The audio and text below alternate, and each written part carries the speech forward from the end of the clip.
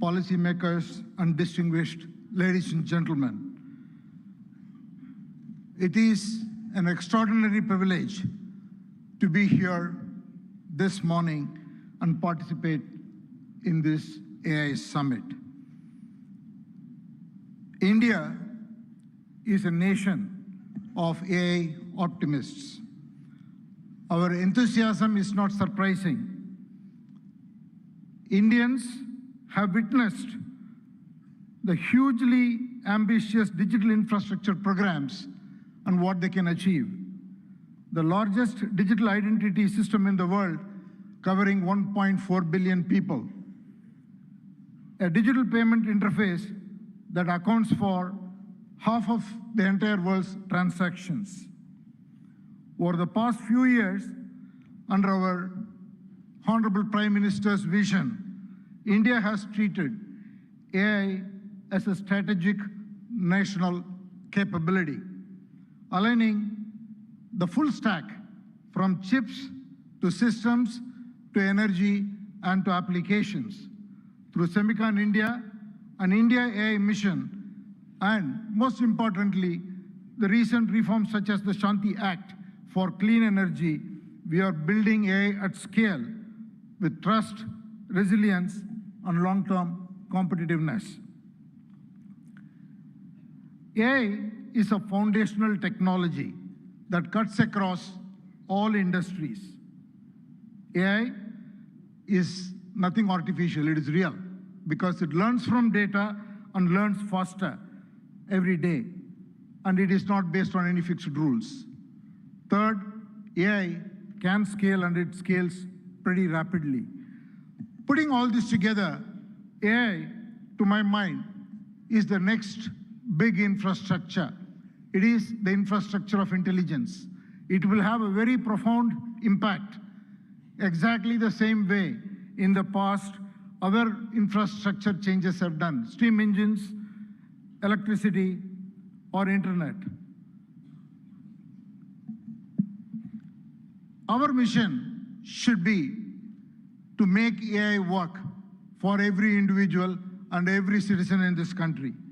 We should put the AI tools in the hands of the lost person in the country and in fact on the earth. And that's the vision that we should all work towards.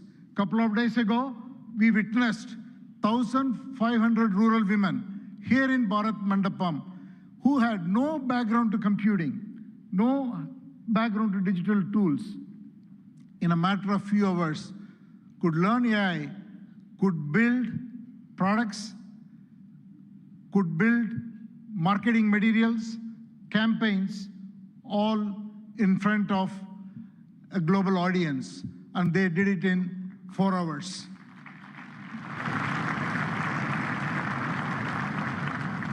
AI will have huge impact on our public services delivery. It will have huge impact on enterprises around the world.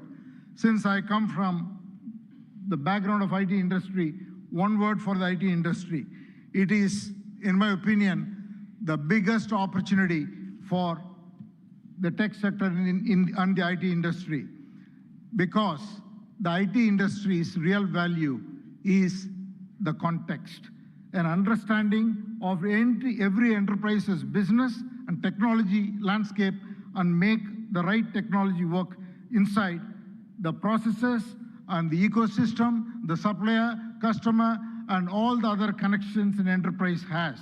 AI will expand that role much further. It is the opportunity to integrate AI and AI agents into workflows, reimagine processes, and make it work and carry out the transformation so that every enterprise can realize the moat and realize its vision. Now I want to talk a little bit about the Tata Group. At the Tata Group, we are adopting AI across the stack, from silicon to systems to AI-ready data centers to applications and AI agents. And we believe such a vision and such a journey is going to be extremely exciting, and it will require us to work with world-leading partners in India and across the globe. I would like to make 5 points. The Tata Group is establishing India's first large-scale AI-optimized data center, purpose-built for the next generation AI training and inference. I'm very happy to announce that we have partnered with OpenAI to build the first 100 megawatt capacity, which will scale to 1 gigawatt.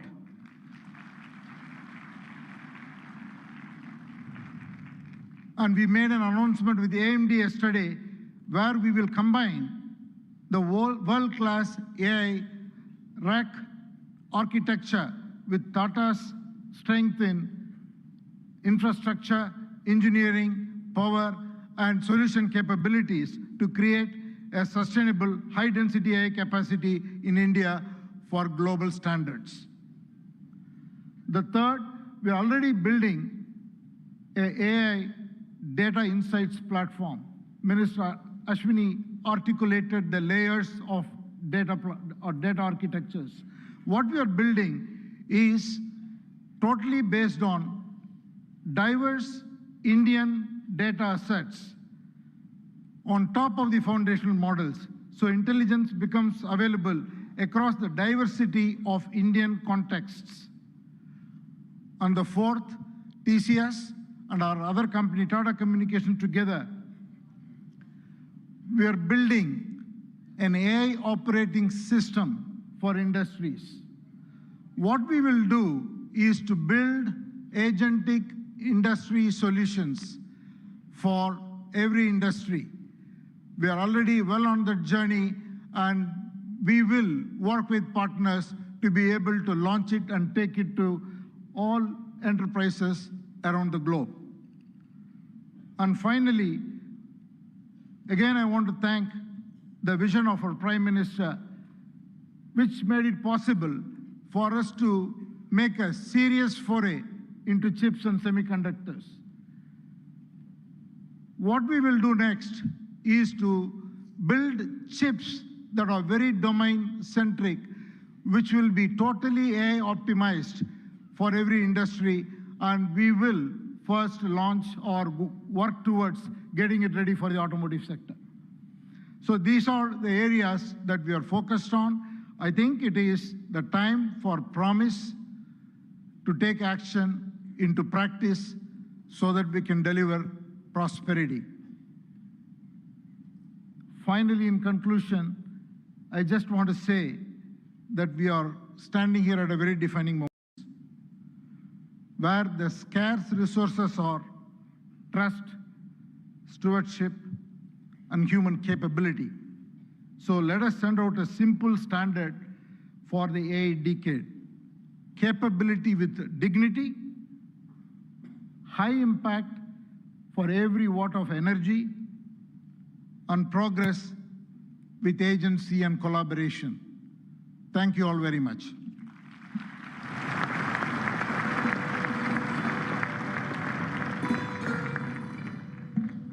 Thank you, Mr. N. Chandrasekharan, for your forward-looking address. Excellencies, please join me in welcoming Mr. Dario Amodei, CEO of Anthropic, a pioneer at the forefront of artificial intelligence, as I request him to address the esteemed gathering. Please welcome Mr. Dario Amodei.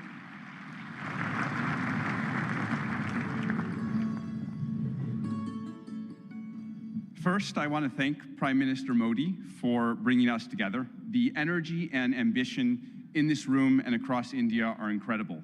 I've been spending the last few days meeting with Indian builders and enterprises, and the energy to build together here is palpable, unlike anywhere else.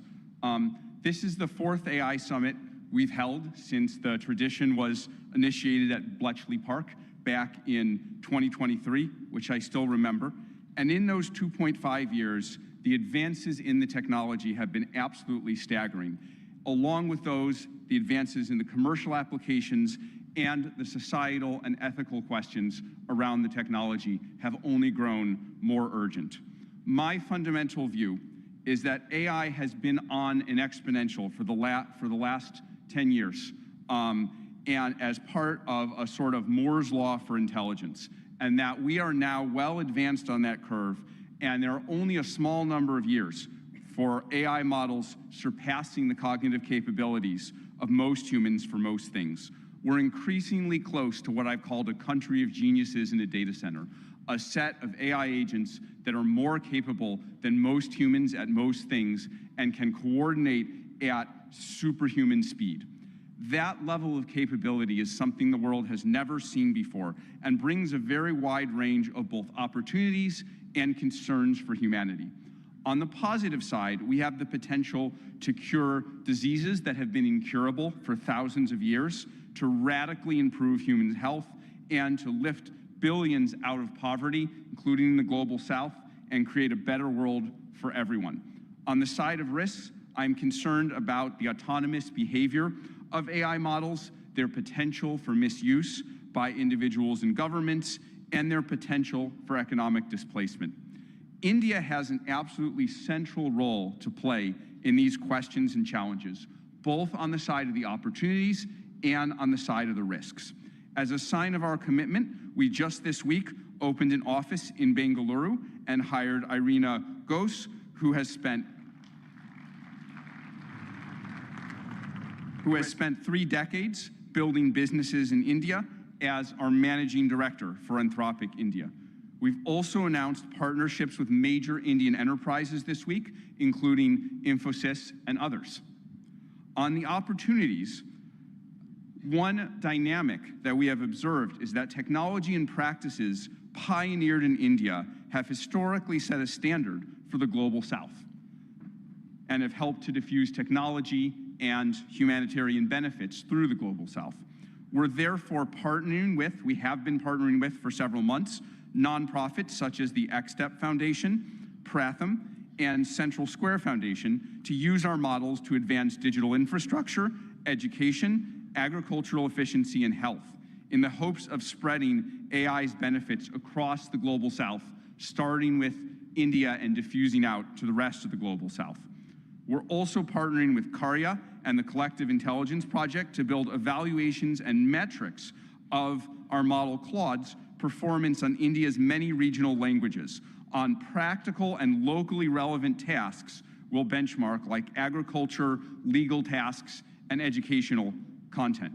On the risks, India is the world's largest democracy and can be a partner and leader in addressing the global security and economic risks of the technology. We'd like to work with India on testing and evaluation of models for safety and security risks in the tradition that was started by many global and national AI security institutes that have been stood up around the world. Even more, we see a particularly strong opportunity to work with India on studying the economic questions as part of the New Delhi Frontier AI Impact Commitments, which we're excited to join. As part of our Anthropic Economic Futures Program and Anthropic Economic Index, we publish statistical insights into how AI impacts jobs in the economy. We're excited to increasingly share this information, exchange information with the Indian government to share insights and inform evidence-based policymaking, convene meetings with economists, labor leaders, and policymakers to adjust, to adapt to the economic impacts of AI. We believe that AI will greatly grow the economic pie, including in India and the global south, but that because it is happening so fast, it may lead to a time of disruption. And we need to work together between companies and the government to better manage that time of disruption and bring better prosperity smoothly to all. I and Anthropic are very grateful to be part of all these efforts, and I'm honored to be here and working on these questions with all of you.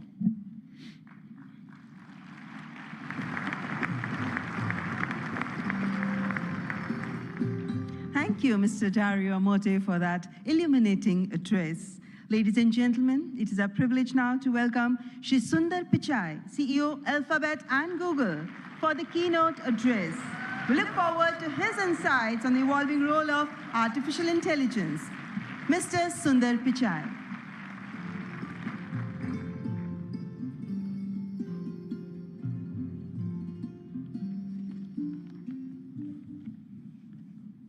Namaste. Thank you, Prime Minister Modi and distinguished leaders. It's wonderful to be back in India.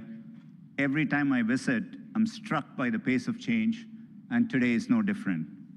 Back when I was a student, I often took the Coromandel Express train from Chennai up to IIT Kharagpur.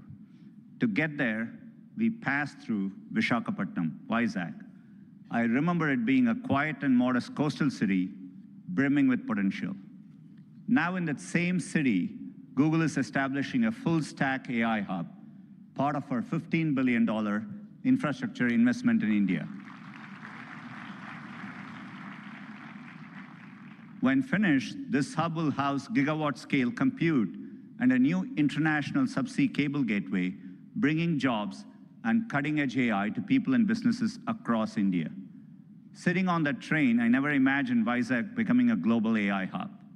Just as I couldn't have imagined that one day I'd be spending time with teams figuring out how to put data centers into space. Or taking my parents for a fully autonomous car ride in San Francisco. Seeing a Waymo right through my 83-year-old dad's eyes, I saw the progress in a whole new light. Of course, he said he'd be more impressed if it worked on India's busy roads. Still working on that one, Dad. The progress shows what's possible when humanity dreams big. And no technology has me dreaming bigger than AI. It is the biggest platform shift of our lifetimes. We are on the cusp of hyper-progress and new discoveries that can help emerging economies leapfrog legacy gaps. But that outcome is neither guaranteed nor automatic. To build AI that is truly helpful for everyone, we must pursue it boldly, approach it responsibly, and work through this defining moment together. Why bold? Because AI can improve billions of lives and solve some of the hardest problems in science. For 50 years, predicting protein structures was a grand challenge and a blind spot that stalled drug discovery. Demis Hassabis and his team at Google DeepMind asked an audacious question: how could we use AI to solve this? That question led to AlphaFold. This breakthrough didn't just win a Nobel Prize, it compressed decades of research into a database that is now open to the world. Today, over 3 million researchers in more than 190 countries are using it to develop malaria vaccines, fight antibiotic resistance, and much more.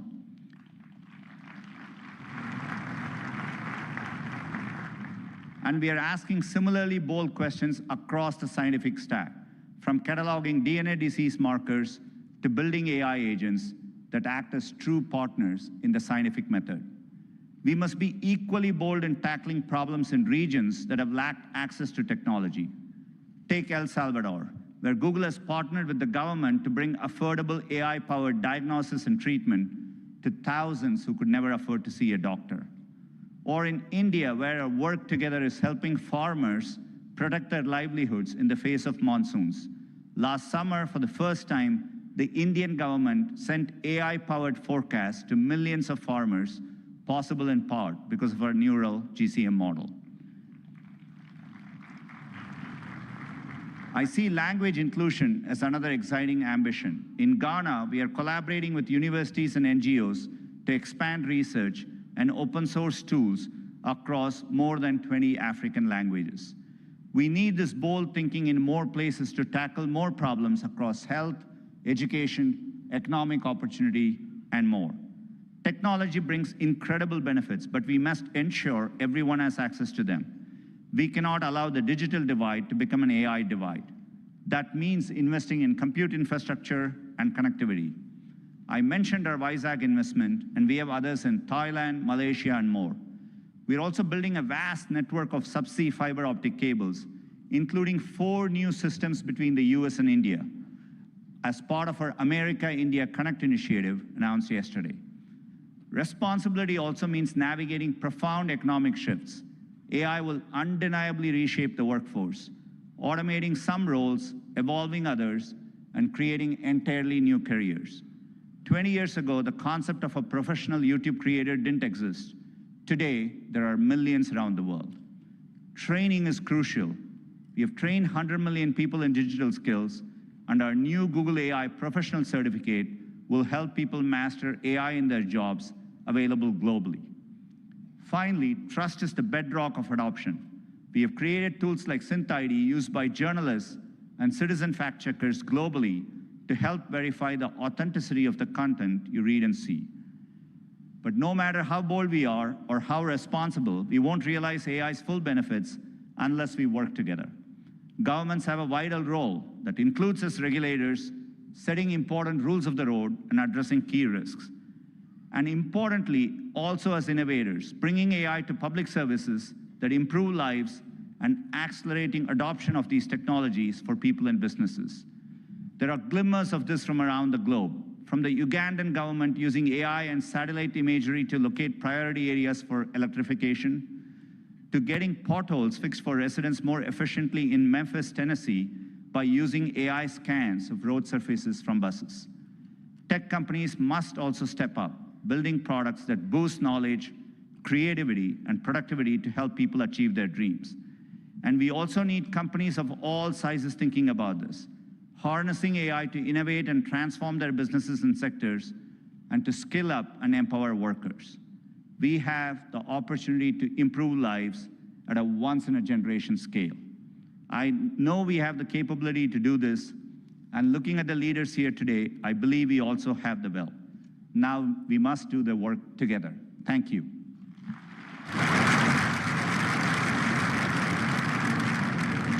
Thank you, Mr. Sundar Pichai, for that warm and insightful address. Excellencies, ladies and gentlemen, it's a great honor to invite His Excellency Antonio Guterres, Secretary General of the United Nations, to present his address.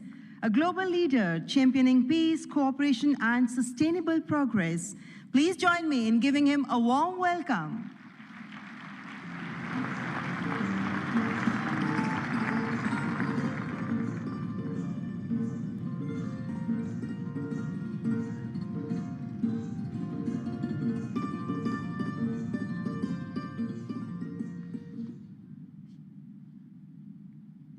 Prime Minister Modi, thank you for your kind invitation, and congratulations for India's leadership organizing the first AI summit in the Global South.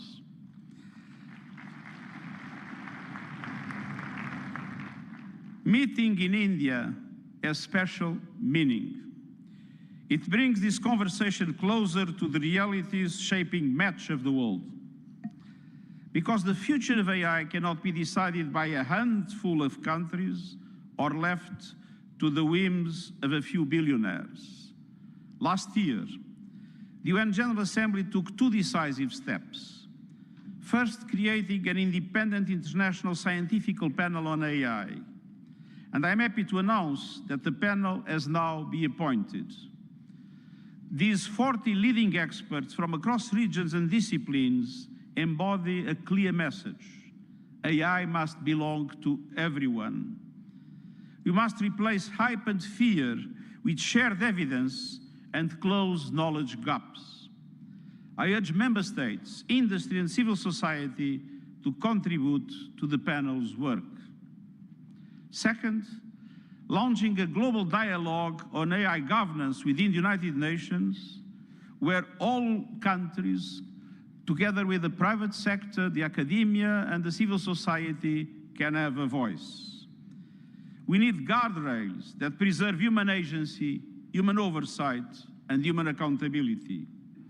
And the first session of the dialogue in Geneva in July will give every country and every stakeholder a voice to align efforts, uphold human rights, and prevent misuse, and to advance our common safety measures, the foundation of interoperability. That builds trust across borders for regulators and businesses, and turns compatibility into opportunity. Your discussions here will culminate in the global dialogue. But without investment, many countries will be locked out of the AI age. AI must be accessible to everyone. That is why, encouraged by the General Assembly of the United Nations, I'm calling for a global fund on AI to build basic capacity in developing countries. Skills, data, affordable computing power, and inclusive ecosystems. Our target is $3 billion US. That is less than 1% of the annual revenue of a single tech company. A small price for AI diffusion that benefits all, include businesses building AI. I'm pleased that member states have responded to my call to form a global network for exchange and cooperation on AI capacity building in developing world. AI must benefit everyone. Done right, AI can advance sustainable development goals, accelerate breakthroughs in medicine, expand learning opportunities, strengthen food security, bolster climate action and disaster preparedness, and improve access to vital public services. But it can also deepen inequality, amplify bias, and fuel harm. As AI's energy and water demands soar, data centers and supply chains must switch to clean power and shift costs to vulnerable communities. We must invest in workers so AI augments human potential, not only replaces it. And AI must be safe for everyone. We must protect people from exploitation, manipulation, and abuse. No child should be a test subject for unregulated AI. Excellencies, the message of this summit is simple. Real impact means technology that improves lives and protects the planet. So let's build AI for everyone with dignity as the default setting. Thank you.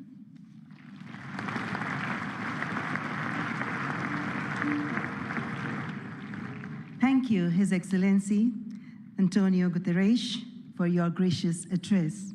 Distinguished guests, it is my profound honor now to invite Honorable President of France, His Excellency Emmanuel Macron, to address the august gathering.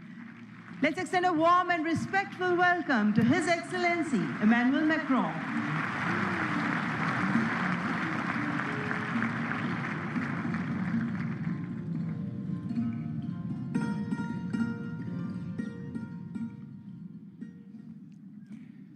Mr. Prime Minister dear Narendra Modi, Head of State and Government, Ministers, Ambassadors, CEOs, ladies and gentlemen, Namaste.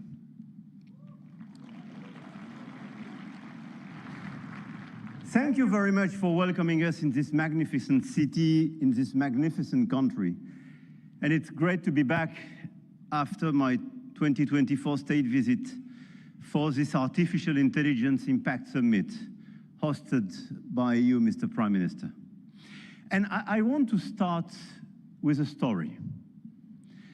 10 years ago, a street vendor in Mumbai could not open a bank account.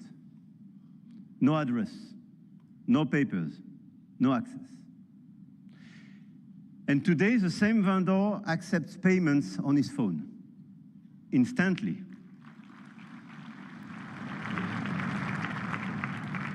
Instantly, for free, from anyone in the country. That is not just a tech story. That is a civilization story.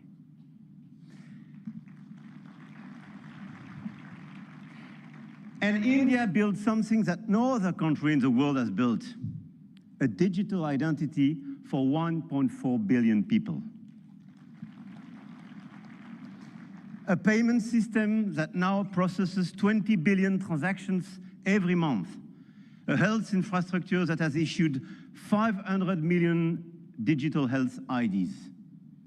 Here are the results. They call it the India Stack, open, interoperable, sovereign. That, dear friends, is what this summit is about. We are clearly at the beginning of a huge acceleration, and you perfectly described it during your interventions. But let me just recap during 1 year what happened. Last year, when France and India co-hosted the AI Action Summit in Paris, we set a global guiding principle for technologies that would transform our societies and our economies. We said then artificial intelligence will be an enabler for our humanity to innovate faster, to disrupt healthcare, energy, mobility, agriculture, public services for the good of mankind. Both of us, we do believe in this revolution. 1 year ago, the landscape started to shift. The US announced Stargate, China launched DeepSeek, AI has become a major field of strategic competition, and big tech got even bigger. And a lot of them are in this room and still accelerated during the last year. AI, GPU, chip tensions are now directly translated in geopolitical and macroeconomic terms. Sometimes for the best, sometimes for the worst, I have to say. But clearly 1 year ago, we demonstrated something else. Hegemony from any quarter is not a fatality. There is a path for innovation, independence, and strategic autonomy. And this path, I'm convinced, is one of the countries like France and India must take together. And we've already achieved a lot. If we speak about models, you perfectly described the acceleration and the diversity of this model. India made a deliberate sovereign choice. SML, small language models. Task-specific, designed to run on a smartphone. And India built the first government-funded AI and deployed 38,000 GPUs at the cheapest rates to every startup in the country, as you perfectly described, Mr. Minister. We took a complementary path. We invested in European large language models. Mistral, founded in Paris a little bit more than 2 years ago, is now valued at 12 billion euro, backed by Dutch leader ASML, German SAP, and French CMS AGM, serving over 100 of major clients all over the place in Europe and elsewhere. They announced last week a new investment in data center in Sweden and a new acquisition of Koyeb, building an actual European AI cloud. India chose granular and smart, and Europe chose sovereign and scaled. But both chose independence, and both were right. And this is as well the cooperation with LLMs coming from the US, and through cooperation, but cooperation based on mutual respect and independence, which could pave the way for progress. After the model of the infrastructure, you just described all the infrastructure made by a lot of large companies in India, and all of us, we are building new infrastructure, computing capacity. 1 year ago in Paris, we announced $109 billion in AI investments, and we are delivering this project with a lot of data centers, 58 billion euro in 2025, powered by our decarbonated nuclear energy. With a great asset, and this is very important indeed, to have low carbon and available energy.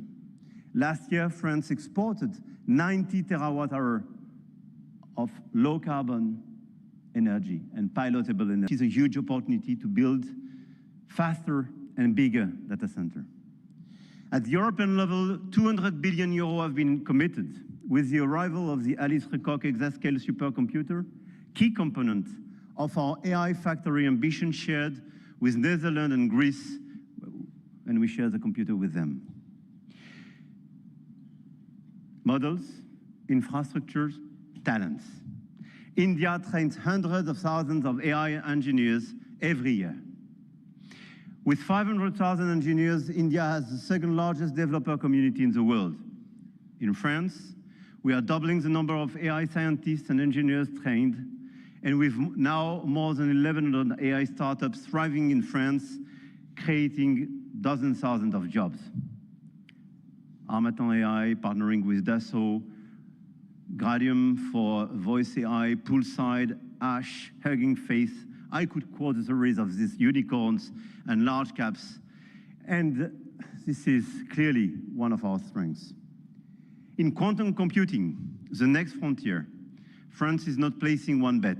We are placing four technologies. 4 French companies, Pascal, Candela, Alice and Bob, Quobly, and one ambition, to make Europe a quantum power, which is also the ambition of AMI Labs, Advanced Machine Intelligence Labs, from our dear Yann Lequin for Frontier Research. The smartest AI is not the most expensive. It is the one built by the best people and for the right purpose. Models, infrastructure, talents, capital, and adoption. This is where the Indian model is truly revolutionary, providing solutions for everyone in the country.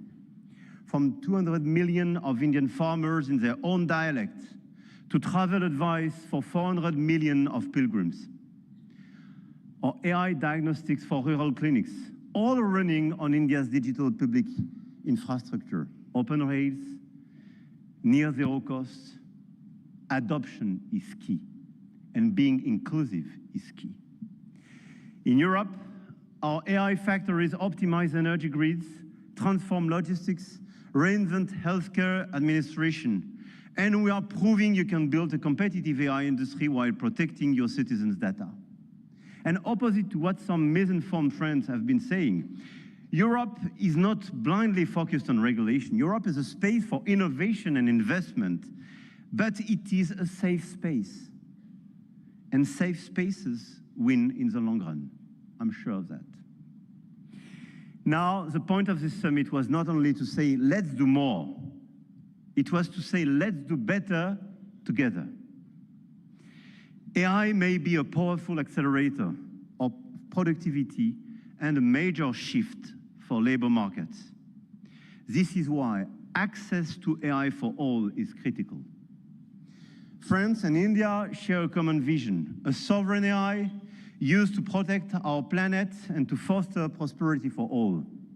In health, we launched the Indo-French Institute for AI in Health, a partnership between Sorbonne's Brain Institute and AIIMS Delhi, and the partnership between ASH and St. John's Research Institute in Bangalore will use AI to transform hospital administration as well.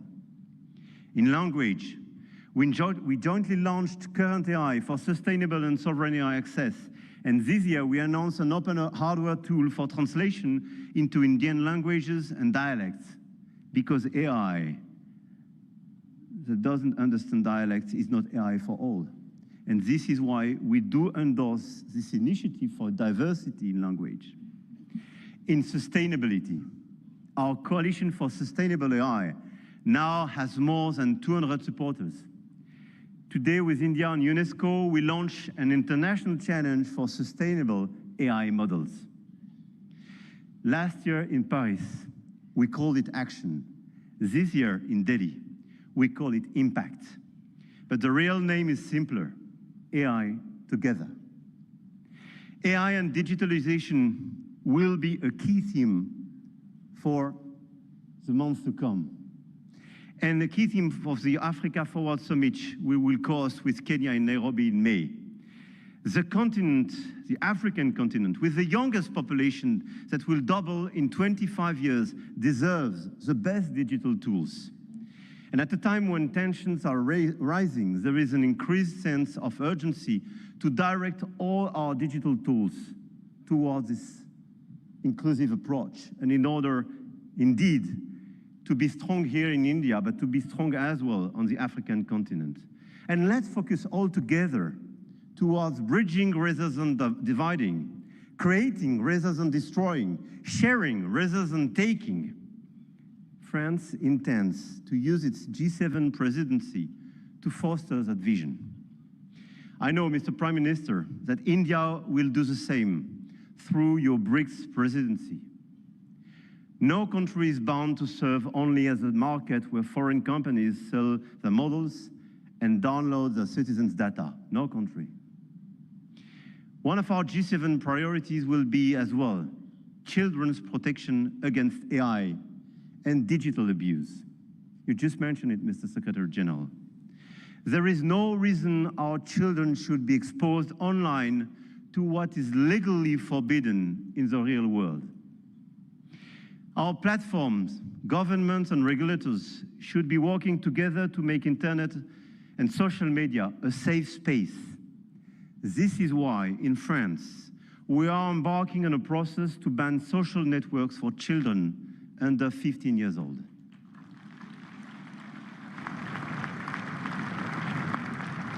And we are committed here in this journey with a lot of several European countries being present here today. Greece, Spain.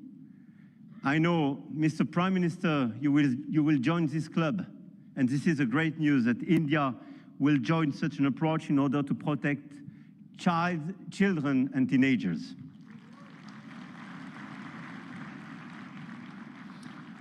And we stand ready to take all necessary actions to ensure that our young citizens are truly safe, and wish to engage with all willing partners to make this vision happen for all. And this is a new coalition of willings in order to protect our children and teenagers. Protecting our children is not regulation as well, it is civilization.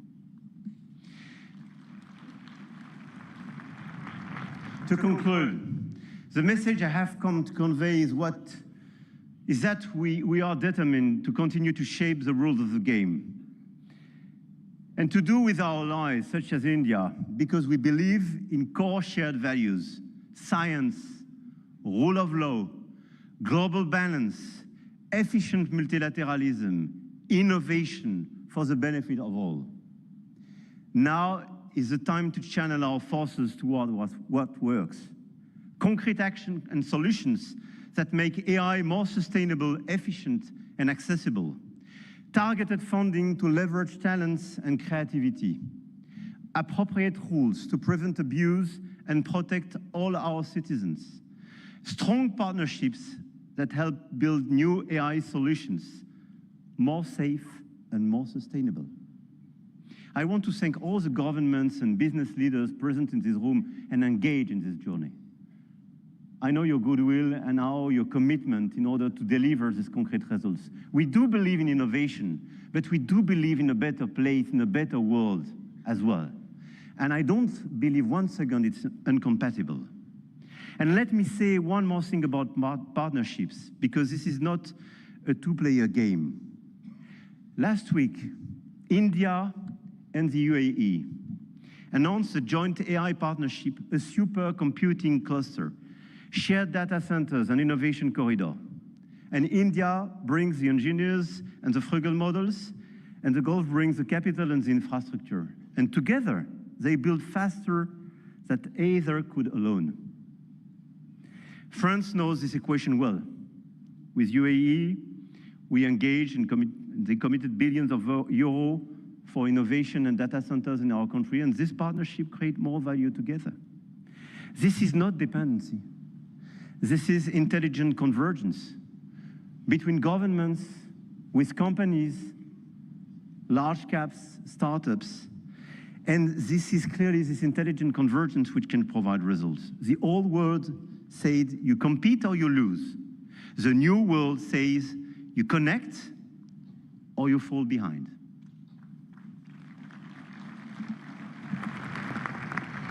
And I started with a story about a street vendor in Mumbai.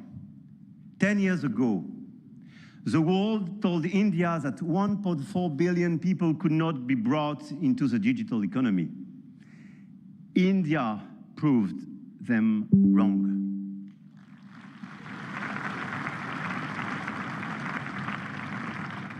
Today, some say AI is a game only the biggest can play. That you need $400 billion to be in the race, that nothing can exist between the two blocks, India, France, Europe, together with our partners, those who believe in our approach. Companies, governments, investors might have a different way.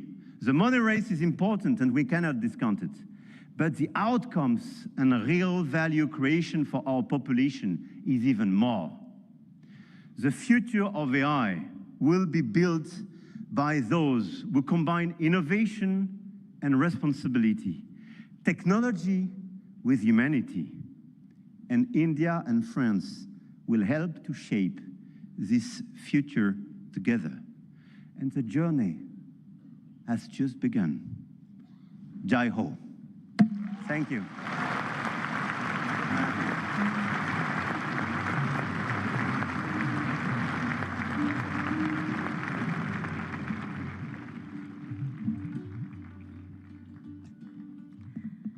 Thank you, His Excellency Emmanuel Macron, for your visionary address and for strengthening the spirit of international cooperation in shaping the AI-powered future. Ladies and gentlemen, may I now invite Shri Ashwini Vaishnav, Honorable Minister for Electronics and Information Technology, to announce the New Delhi Frontier AI commitments.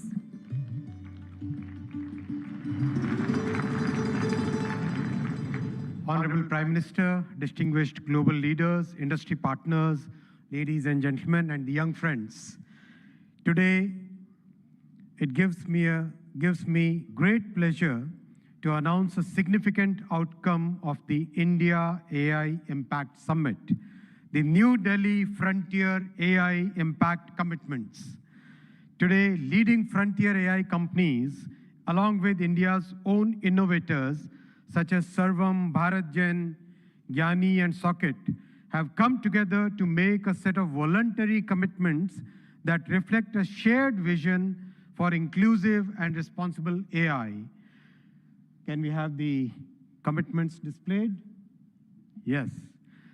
These are two significant commitments. First, advancing understanding of real-world AI usage through anonymized and aggregated insights to support evidence-based policymaking on jobs, skills, and economic transformation. The second is strengthening multilingual and contextual evaluations of AI systems to ensure that AI works effectively across languages, cultures, and real-world use cases, especially in the Global South. Together, these efforts mark an important step towards shaping AI that is not only powerful, but also inclusive, development-oriented, and globally relevant. This initiative positions India at the forefront of building a global South-led perspective on AI governance, one that balances innovation with equity and real-world impact. I now invite the distinguished leaders of these organizations to kindly join us on the stage for this announcement. Sundar, Sam, Dario, Brad, Alexander, Joel, David, Andrew, Pratyush, Ganesh, Abhishek, and Bharat. Guys.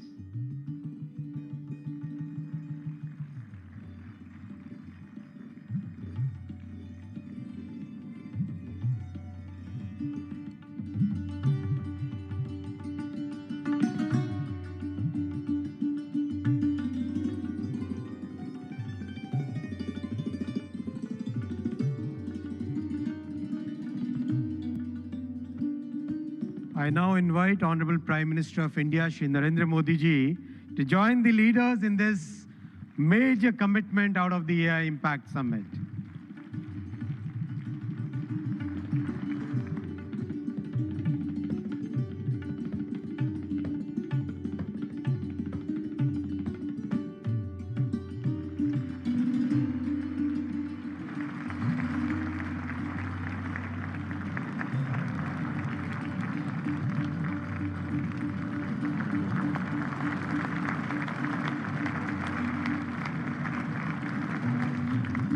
Thank you, tech leaders.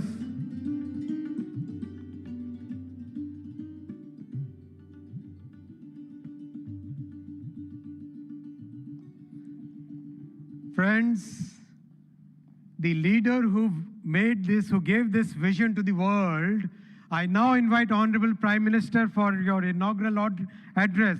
Give a big round of applause for the Honorable Prime Minister.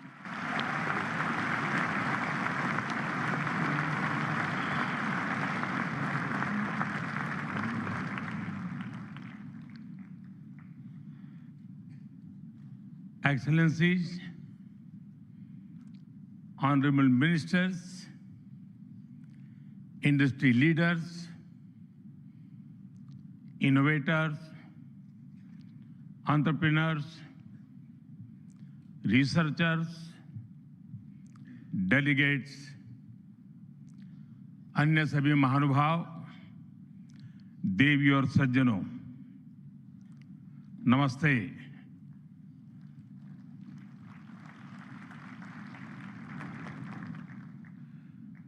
दुनिया की सबसे बड़ी और ऐतिहासिक AI impact summit में आप सभी का हार्दिक अभिनंदन है।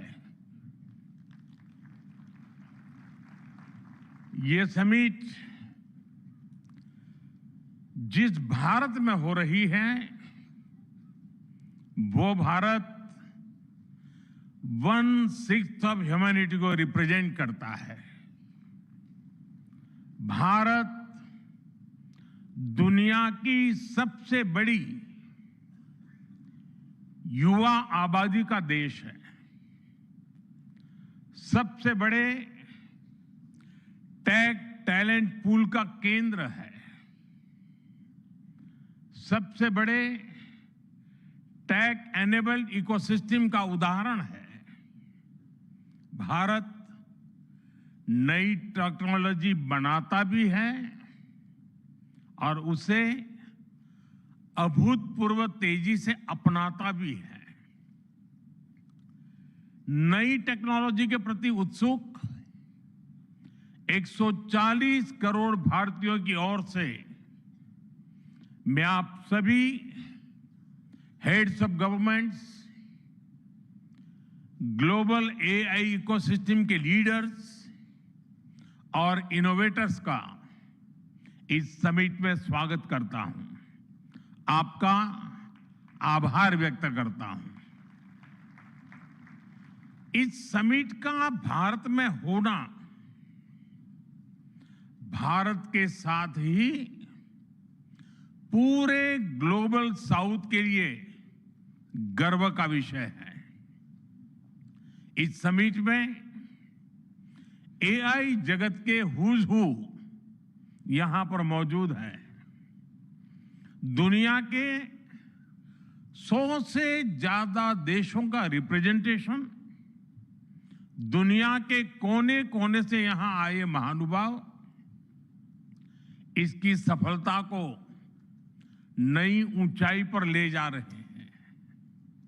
इसमें यंग जनरेशन की जो उपस्थिति हमने देखी है वो एक नया विश्वास पैदा करती है।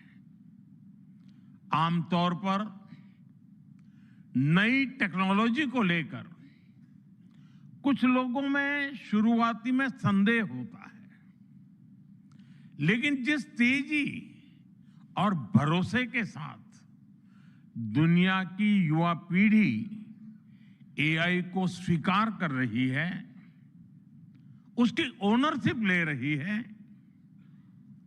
एआई का इस्तेमाल कर रही है, वो अभूतपूर्व है।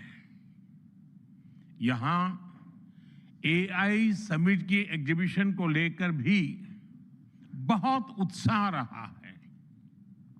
खासकर यंग टैलेंट बहुत बड़ी संख्या में आया है।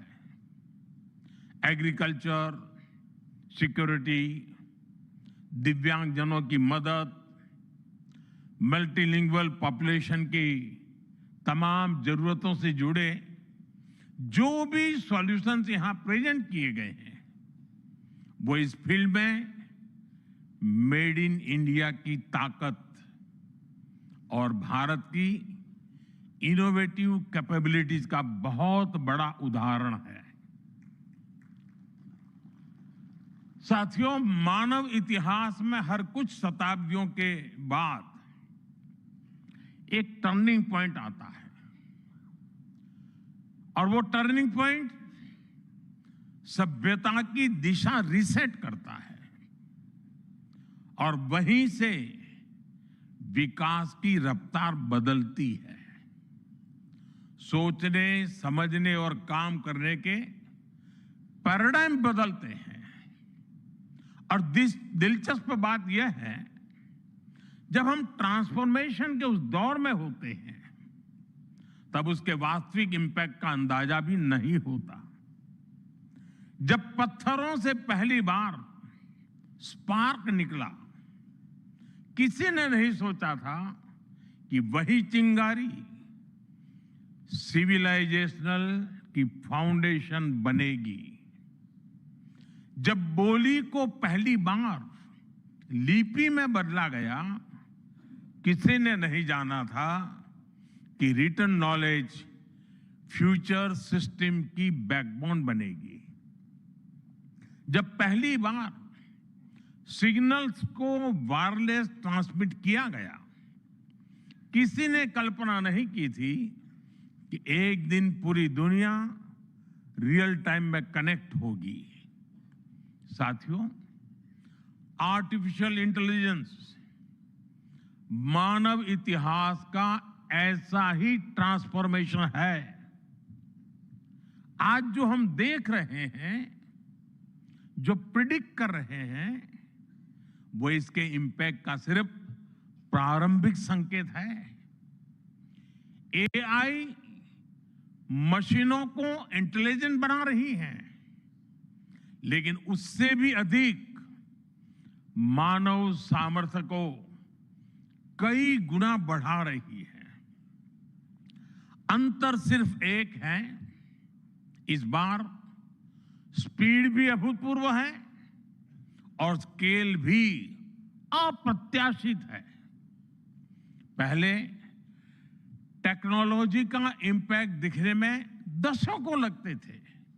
आज मशीन लर्निंग से लर्निंग मशीन तक का सफर तेज भी है, गहरा भी है, व्यापक भी है।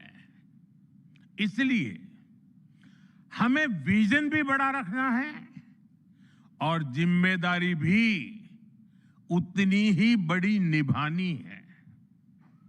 वर्तमान पीढ़ी के साथ ही हमें इस बात की भी चिंता करनी है कि आने वाली पीढ़ियों के हाथों में हम एआई का क्या स्वरूप सौंप कर जाएंगे।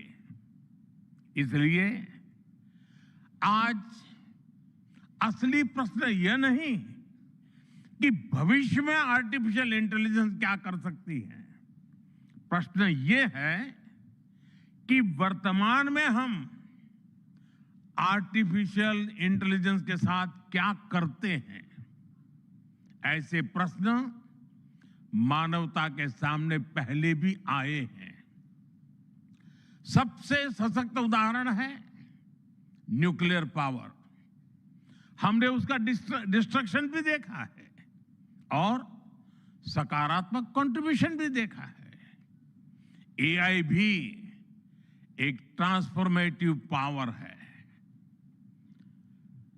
दिशाहीन हुई तो डिसरप्शन, सही दिशा मिली तो सॉल्यूशन। एआई को मशीन सेंट्रिक से ह्यूमन सेंट्रिक कैसे बनाएं,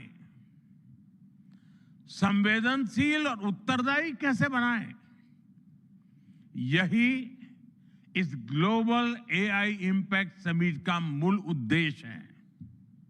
साथियों, भारत एआई को किस दृष्टि से देखता है, उसका स्पष्ट प्रतिबिंब इस समिट की थीम में है। सर्वजन हिताय, सर्वजन सुखाय, welfare for all, happiness of all. यही हमारा बेंचमार्क है।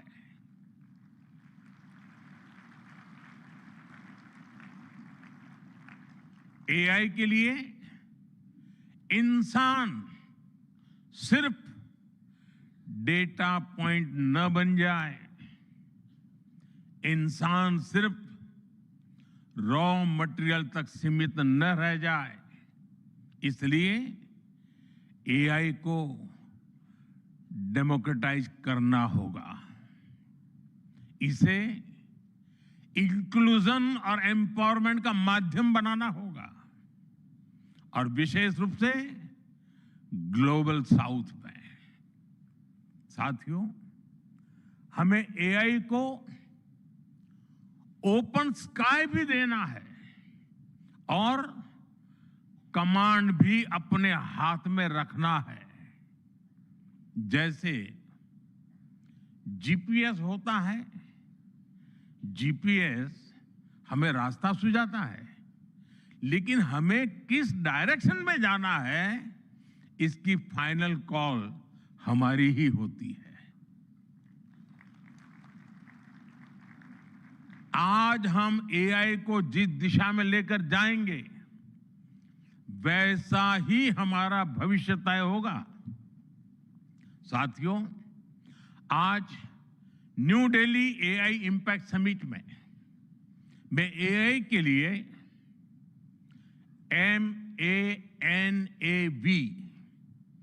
MANAV मानव विजन प्रस्तुत करता हूं।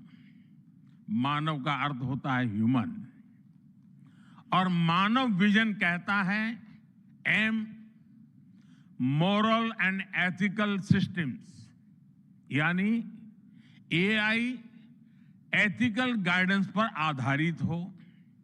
A अकाउंटेबल गवर्नेंस, यानी transparent rules, robust oversight.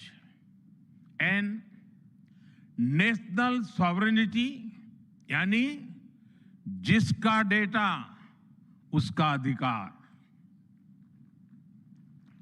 A accessible and inclusive, यानी एआई मोनोपोली नहीं, मल्टीप्लायर बने। V वैलिड एंड लेजिटिमेट, यानी एआई लॉफुल और वेरीफाइबल हो। भारत का ये मानव विजन 21वीं सदी की एआई आधारित दुनिया में मानवता के कल्याण की अहम कड़ी बनेगा। साथियों, दशकों पहले जब इंटरनेट की शुरुआत हुई तो कोई सोच भी नहीं पाता था कि इससे कितनी जॉब्स बनेगी। यही बात एआई में है। आज कल्पना करना मुश्किल है कि आने वाले समय इस फील्ड में किस तरह की जॉब पैदा होगी। एआई का future of work pre defined नहीं है। ये हमारे निर्णय पर, हमारे कोर्स ऑफ एक्शन पर निर्भर होगा। मैं समझता हूं हमारे लिए फ्यूचर ऑफ वर्क एक नई अपॉर्चुनिटी है। ये ह्यूमंस और इंटेलिजेंट सिस्टम्स के साथ मिलकर काम करने का युग है। We are entering an era where humans and intelligent systems co-create, co-work and co-evolve. AI हमारे काम को और अधिक स्मार्ट, एफिशिएंट और इंपैक्टफुल बनाएगा। हम बेहतर डिजाइन करेंगे, तेज बिल्ड करेंगे और बेहतर डिसीजन ले सकेंगे। इससे और ज्यादा लोगों को हायर वैल्यू, क्रिएटिव और मीनिंगफुल रोल्स भी मिलेंगे। ये इनोवेशन, एंटरप्रेन्योरशिप और न्यू इंडस्ट्रीज के लिए बड़ा मौका है। इसलिए हमें स्किलिंग, रीस्किलिंग और लाइफ लॉन्ग लर्निंग को मास मूवमेंट बनाना होगा। साथियों, future of work inclusive, trusted और ह्यूमन सेंट्रिक होगा। अगर हम मिलकर आगे बढ़ें तो आर्टिफिशियल इंटेलिजेंस पूरी मानवता की क्षमता को नई ऊंचाइयों तक ले जाएगी। साथियों, कहा जाता है sunlight is the best disinfected, यानी पारदर्शिता ही सबसे बड़ी सुरक्षा है। कुछ देश और कंपनियां मानती है कि एआई एक स्ट्रैटेजिक एसेट है, इसलिए इसे कॉन्फिडेंशियल तरीके से डेवलप किया जाना चाहिए। लेकिन भारत की सोच अलग है।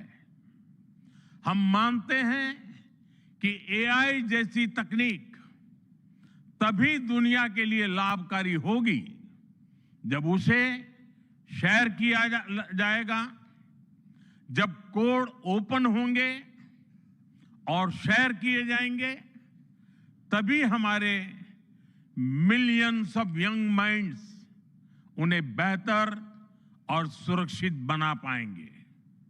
इसलिए आइए हम ये संकल्प लें कि एआई को ग्लोबल कॉमन गुड के रूप में विकसित किया जाएगा।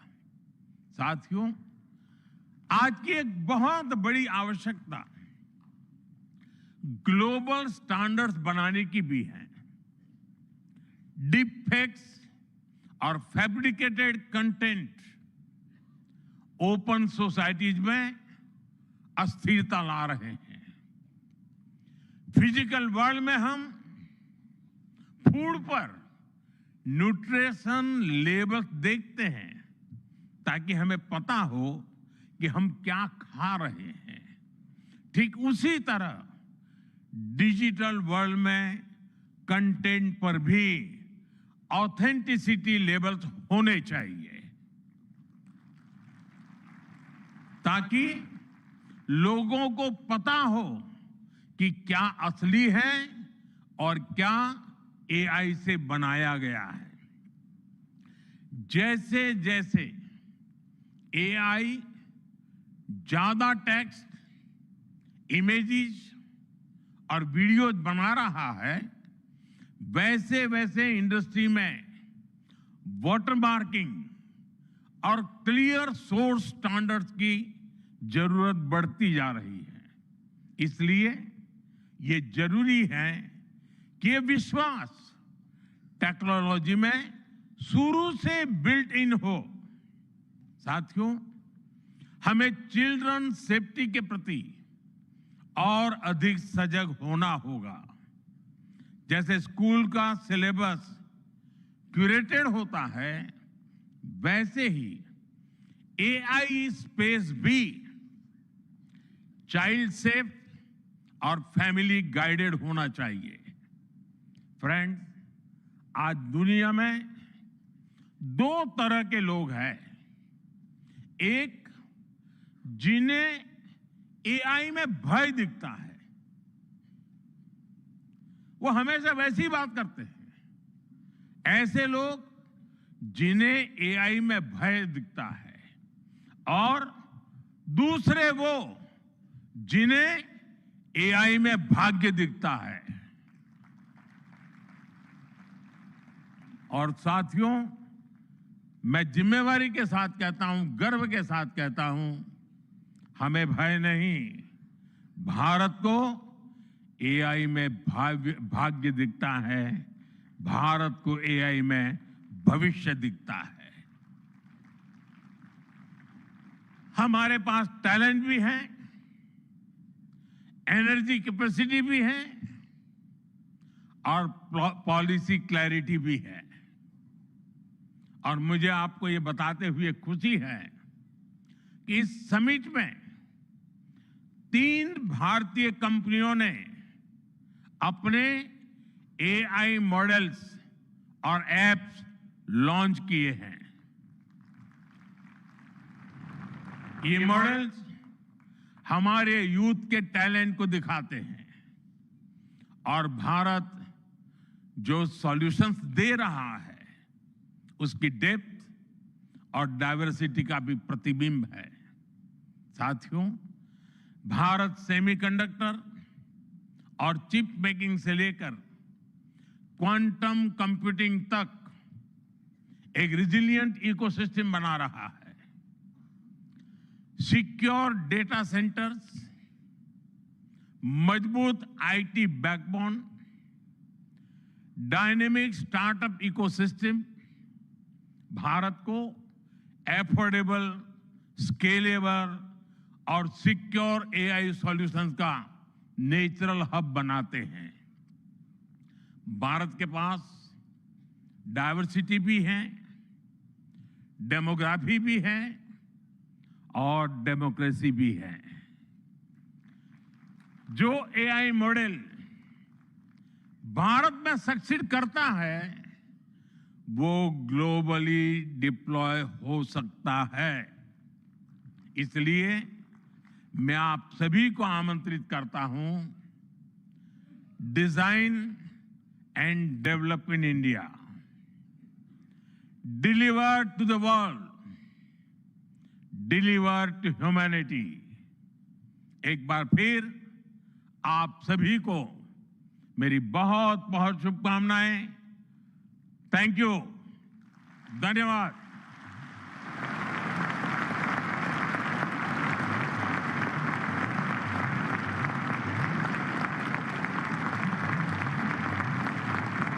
Thank you, Honorable Prime Minister, for your guiding words. Ladies and gentlemen, Honorable Prime Minister of India, Shri Narendra Modi, is a visionary leader who envisions that progress should uplift every citizen and leave no one behind.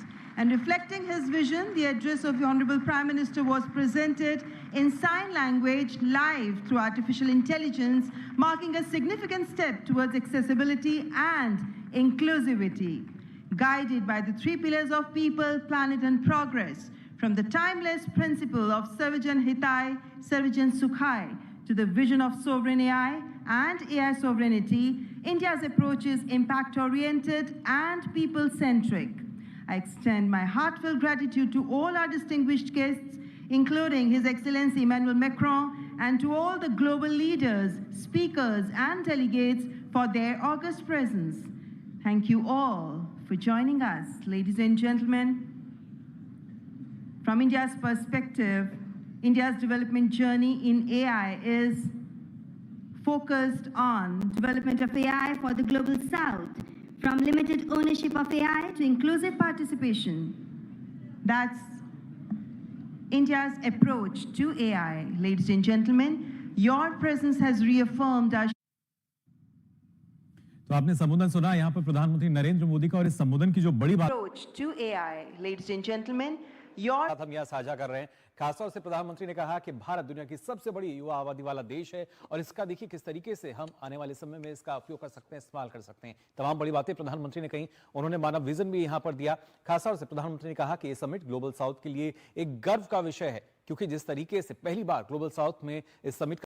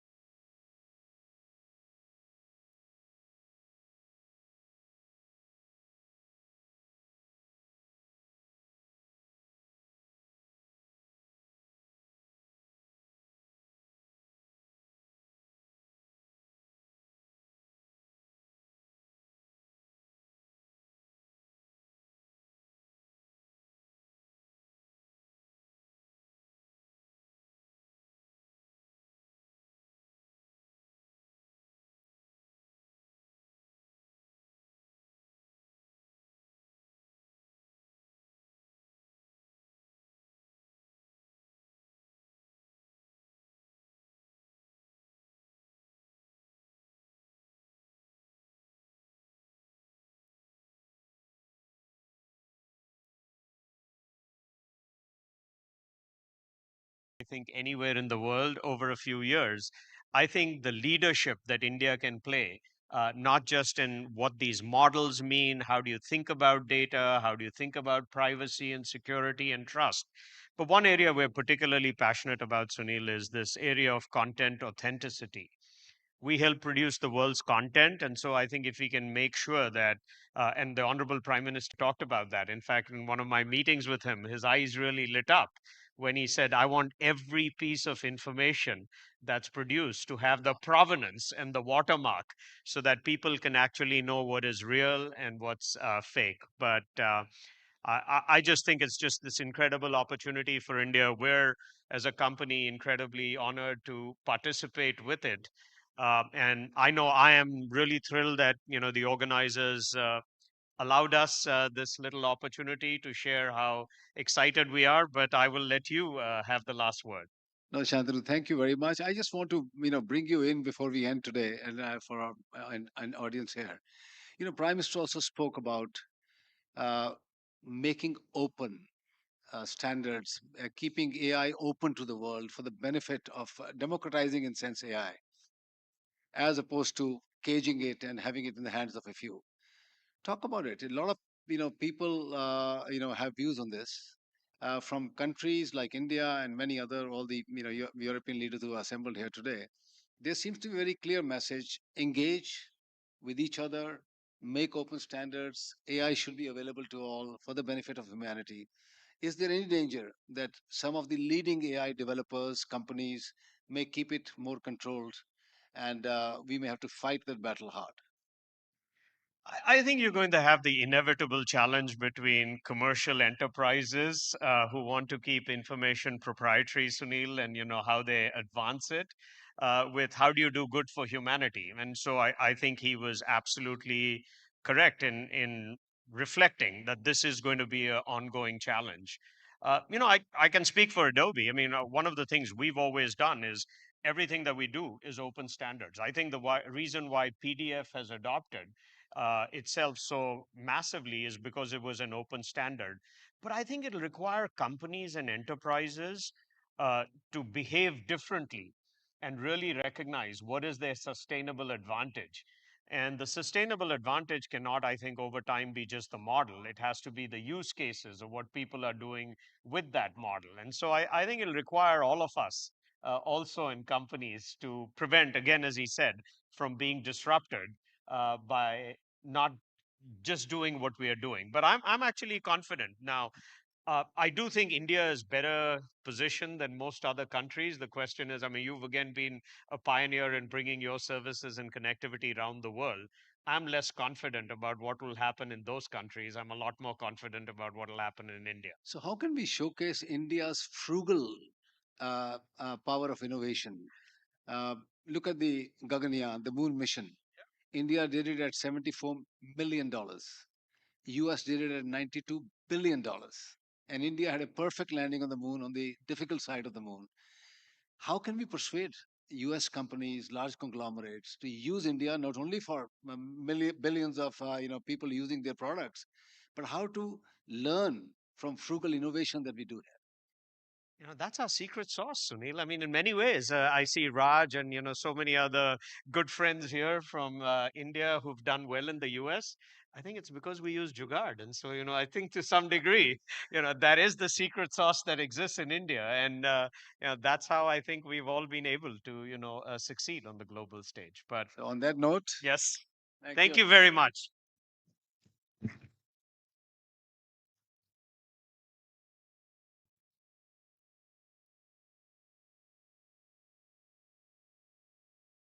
Thank you so much, Mr. Sunil Mittal and Mr. Shantanu, for that enriching conversation. Ladies and gentlemen, now it's my honor to introduce our keynote speaker, Mr. Mukesh Dhirubhai Ambani, Chairman and Managing Director of Reliance Industries, a global powerhouse shaping the future of business and innovation. Under his visionary leadership, Reliance has transformed industries from energy and telecommunications to retail and digital services, impacting millions of lives. Ladies and gentlemen, please welcome Mr. Mukesh Dhirubhai Ambani.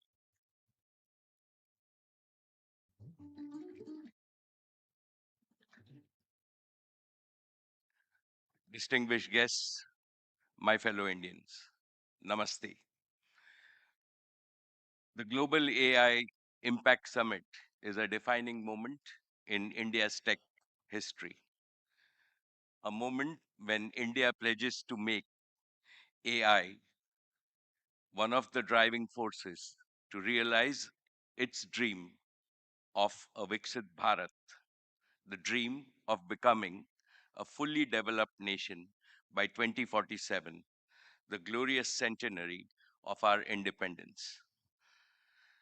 We are deeply honored that our most respected Prime Minister, Shri Narendra Modi, is the guide, philosopher, and leader of this summit. Honorable Minister Shri Vaishnav and his wonderful team deserve full praise for organizing this summit on a grand scale befitting India's ambition. Modi ji's vision of AI-powered Viksit Bharat is also a template for a Viksit Global South. If wisely used, I believe AI can usher in an era of superabundance, a world without poverty, and a future of prosperity for all the 8 billion people on our beautiful planet is now within sight, within reach. Friends, artificial intelligence is not just another technology. For the first time, humans are creating human-like systems that can learn, speak, analyze, move, and produce autonomously. AI is the mantra that powers every yantra or every machine and system to work faster, better, and smarter. I see AI as a modern day Akshay Patra, the legendary vessel in Mahabharata that provided endless nourishment to all. Likewise, AI offers limitless augmentation in knowledge, efficiency, and productivity. We are only at the dawn of this era. The best of AI is yet to come. Distinguished participants in this summit, today the world is debating a profound question. Will AI concentrate power in the hands of a few, or will it democratize opportunity for all? Do we act as isolated nations or as a united global family? Our polarized world stands at a fork. One path has led to a situation where AI is scarce and expensive, compute is concentrated, data is controlled, and capability is locked behind barriers of capital and geography in the global north. In this dismal scenario, inequality widens between nations, within societies, and across generations. But there is another path, a future where AI is available, affordable, and beneficial to all. As our Prime Minister said, India believes in this second future. Dear friends, from the podium of this summit today, I want to make a bold prediction. India will emerge as one of the greatest AI powers in the world in the 21st century.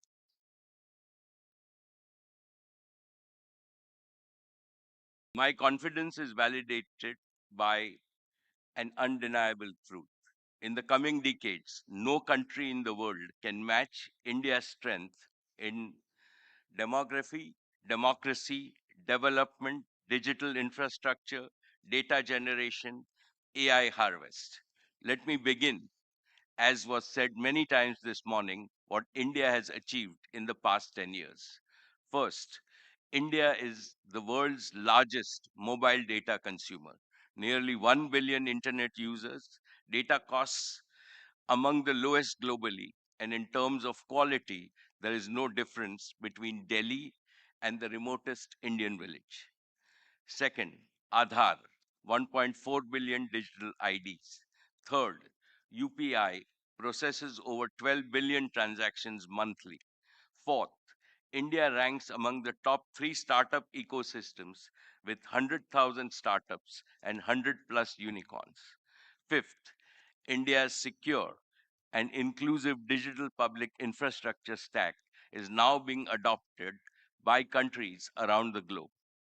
Friends, in all humility, I wish to state that Geo, with over 500 million loyal subscribers, was privileged to play a leading role in this transformation across broadband, 4G, 5G, and home connectivity. With equal humility, I would like to announce that Geo will play an even bigger role in India's AI transformation. Today, on behalf of the Reliance Group and Geo Intelligence, I want to make 3 announcements. Announcement 1, Geo connected India to the internet era. Geo will now connect India to the intelligence era. We will deliver intelligence to every citizen, every sector of the economy, and every facet of social development and every service of government. Geo will do so with the same reliability, quality, scale, and extreme affordability that transformed connectivity. India cannot afford to rent intelligence. Therefore, we will reduce the cost of intelligence as dramatically as we did the cost of data.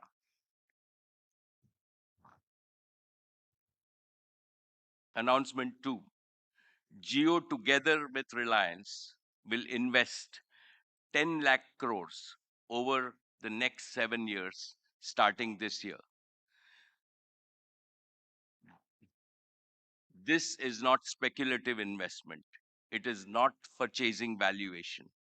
This is patient, disciplined, nation building capital designed to create durable economic value and strategic resilience for decades to come.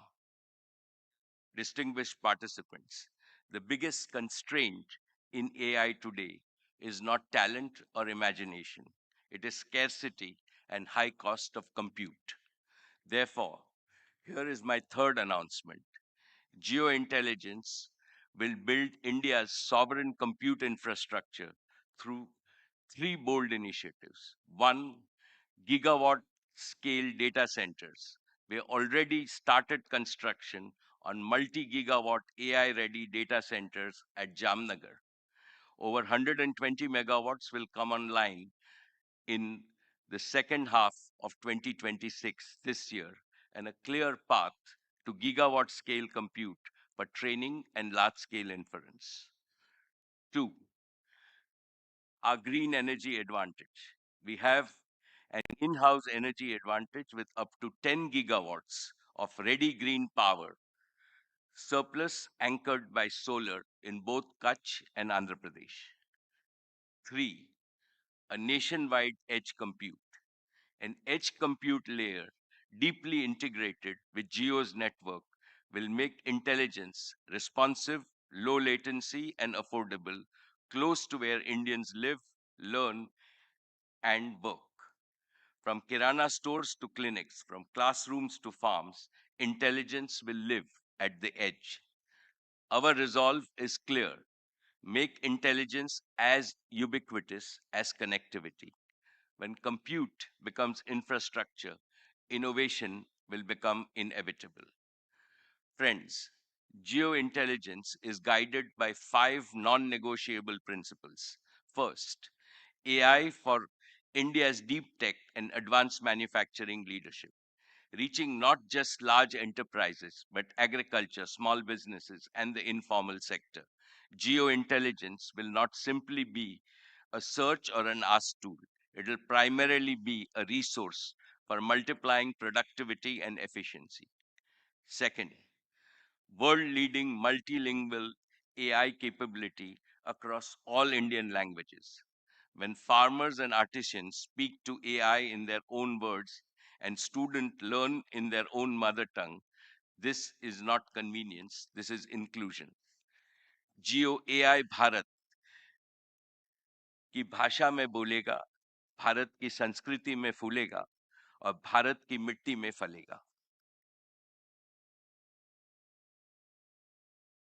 Third, responsibility, security, data residency, and trust as Geo's core guarantees, not afterthought. Fourth, we will prove that AI does not take away jobs. Rather, it will create new high-skilled work opportunities. And fifth, the AI story has shifted from who has the best model to who can build the strongest ecosystem for speed and scale of usage. Therefore, we will build deep partnership ecosystem with Indian enterprises, startups, IIT, IISC, and research institutions. We will work shoulder to shoulder with India's leading industrial groups to embed AI across manufacturing, logistics, energy, finance, retail, agriculture, and healthcare. We will empower startups with affordable compute and co-development platforms. We will aspire to produce global breakthroughs in compute architecture, foundation models, and energy efficiency, designed in India, rooted in our values, powered by our talent, and scaled for humanity. And we will partner with the very best tech companies in the world, not as importers of intelligence, but as co-architects of a new AI century. Dear friends, I believe that social relevance, not momentary craze, should drive AI growth in India. Geo has already started AI applications for the most pressing challenges in inclusive development. In education, we have Geo Shikshak, an adaptive AI teaching assistant in 22 languages. When 250 million school children and 50 million students in higher education are empowered by AI, teachers, no power on earth can match India's talent wealth. In healthcare, Geo Arogya AI delivering first medical guidance in under 5 minutes in local languages on any phone. In agriculture, geokrishi, converting satellite imagery and precision weather into simple voice-first advice to 140 million farmers to help improve their income. In everyday life, Geo Bharat IQ, a voice-first AI companion helping Indians learn, earn, and access government services at Bharat scale. From wearables to fully connected homes, geoframes, an AI glass device, and next generation AI devices will make intelligence truly ambient, as effortless, and as natural as human conversations. Through Geo Hotstar, AI will multiply Indian creativity with multilingual storytelling. We will popularize India's rich cultural heritage with futuristic technology, enhancing India's soft power globally. Friends, this inaugural Global AI Impact Summit in India has received a massive response. What does that show? It shows that AI is now becoming a people's movement worldwide. The success of this movement hinges critically on global cooperation and not polarization. Be it chips or rare earths, AI works its magic through sharing, not hoarding, through collaborations, not conflicts.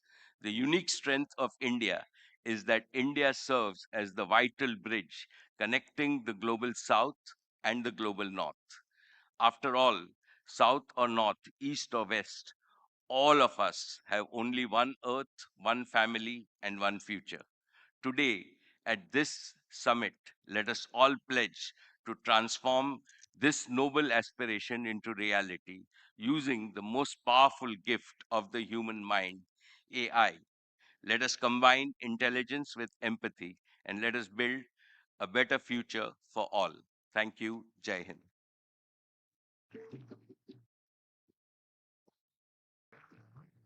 Thank you so much, Mr. Mukesh Dhirubhai Ambani, for your strong belief in India's capabilities and also for being at the forefront of India's AI revolution. Ladies and gentlemen, let's have a big round of applause for Mr. Ambani. And now I would like to invite Sir Damis Hassabis.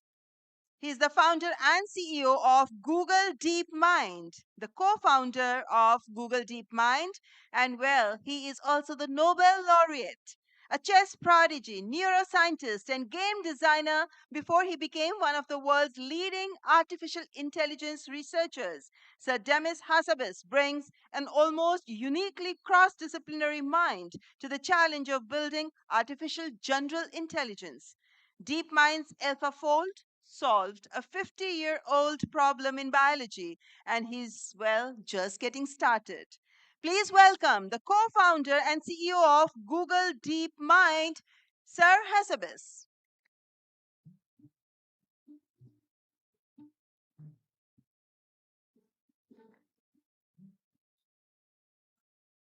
Thank you. It's a huge honor to be here today with so many of my esteemed colleagues from industry, academia, and government. And congratulations to Prime Minister Modi and the Indian government on convening such an impressive summit at this very pivotal moment for AI. It's fantastic to see how the summit has evolved over the years, with the first meeting convened by Prime Minister Sunak at Bletchley Park in the UK. It's become an incredibly important convening point for international dialogue and hopefully cooperation in the future over the future of AI. When we started DeepMind in 2010, almost nobody was working on AI in industry. It was just a dream. And it's been incredible to see how in the last 15 years, where we've come from the beginnings, those humble beginnings, to now where we are today, where the whole world is talking about AI. The reason I've spent my whole career working on AI is I always believed it would be one of the most important and beneficial technologies ever invented. And for me, my passion is to advance scientific discovery. And I always felt that AI would be the ultimate tool for accelerating scientific discovery and being a force multiplier for human ingenuity. From a very young age, I've been obsessed with the Greek questions of science, the nature of reality, the nature of consciousness, these deep mysteries that are in the universe.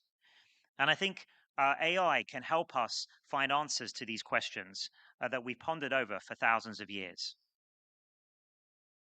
We're already starting to see the beginnings of this with systems like AlphaFold that we built to solve the 50-year grand challenge of protein folding. And we hope that this will just be the first example of amazing advances in science and medicine that have been enabled by AI. And we and others are working on many other branches of science now to bring AI tools to help advance material science, fusion, physics, and mathematics. In fact, almost every branch of science and medicine can be impacted by AI. And now in 2026, we're another threshold moment where AGI, artificial general intelligence, is on the horizon, maybe within the next 5 years. And we're seeing these general purpose systems, foundational model systems, becoming increasingly capable almost week by week. So this is obviously an amazing opportunity that we should all grasp, economic and productivity, as well as in the sciences. But it's also something that we have to approach with humility and understanding that we don't have all the answers yet as to how this technology is going to develop and to be deployed into the world. I've been really impressed with what I've seen in India. I spent some time prior to the summit in Bangalore. We have a really big office there, Google and DeepMind, a great research office where we do some really critical research that we then bring to our products and our technologies around the world in areas like efficient models, continual learning, and multilingual capabilities.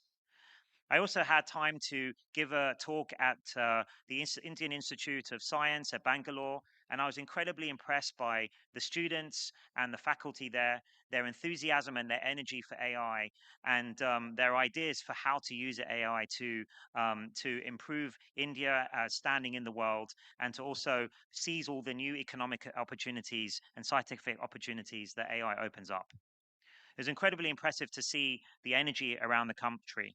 And I think that India will indeed be a powerhouse for AI across the globe. We have many partnerships. Sundar, you heard Sundar announce many Google partnerships that we have with India. I'm especially proud of our deep partnership with Mr. Ambani and the Reliance Jio group to bring intelligence to everyone in India with our Gemini foundation models in partnership with Reliance. So we hope to build on that in the next few years.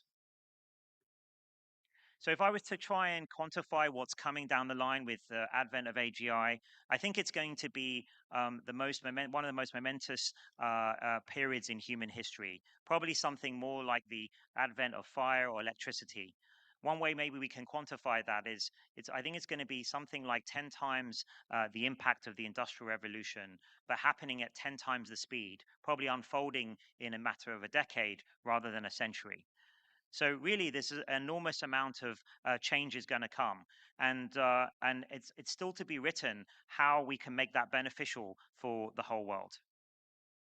And I think the main way we should try to do this is by taking a scientific approach, using the scientific method to understand what the capabilities of these systems are, to build good guardrails and monitoring systems, to understand more deeply what these systems are capable of, and how we can make sure that they serve the purposes that we want. And then, of course, simultaneously, we also have to be bold to grasp these new opportunities to advance science and medicine and to improve human health and the human condition that society and the globe badly needs.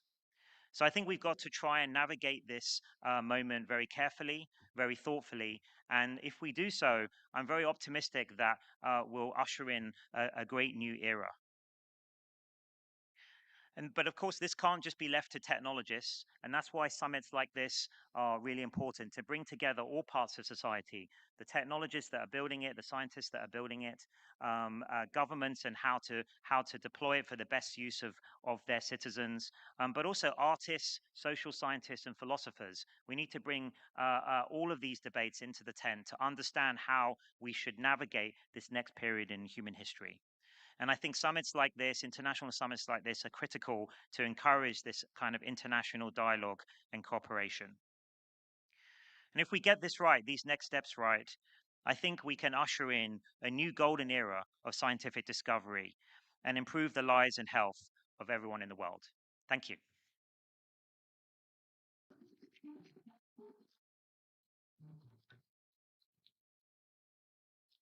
Thank you so much, Sir Hassabis, for your very profound and illuminating address. We really thank you. Sincere gratitude to your address. Ladies and gentlemen, and now I would like to invite Mr. Vishal Sikka. He's the founder and CEO of VNI. As CEO of Infosys, Vishal Sikka had led one of the most ambitious transformations in Indian IT history before leaving to build VNI, a company focused on human-centered artificial intelligence. He is a computer scientist by training, a philosopher by temperament. He is one of the most original thinkers of the intersection of AI and enterprise.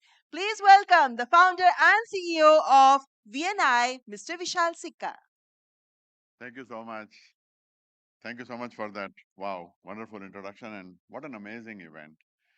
I want to share 3 points from a long time that I have spent in AI. My first point is that what we see today in the world of AI, people who know what they are doing with AI are astonishingly effective with AI. Recently, a friend of mine, he and I were students together at Stanford. He has a large service that he runs, open public service. That service was built by 15 people, very world-class engineers, over 9 months. Recently, he rebuilt that service entirely by himself in 14 days using one of the generative AI coding tools. So if you are counting, that is about a more than 250 times improvement in productivity. Now, he's a genius, and not everyone gets a 250 times productivity gain. But you will see that people who understand how to use AI are astonishingly effective with it.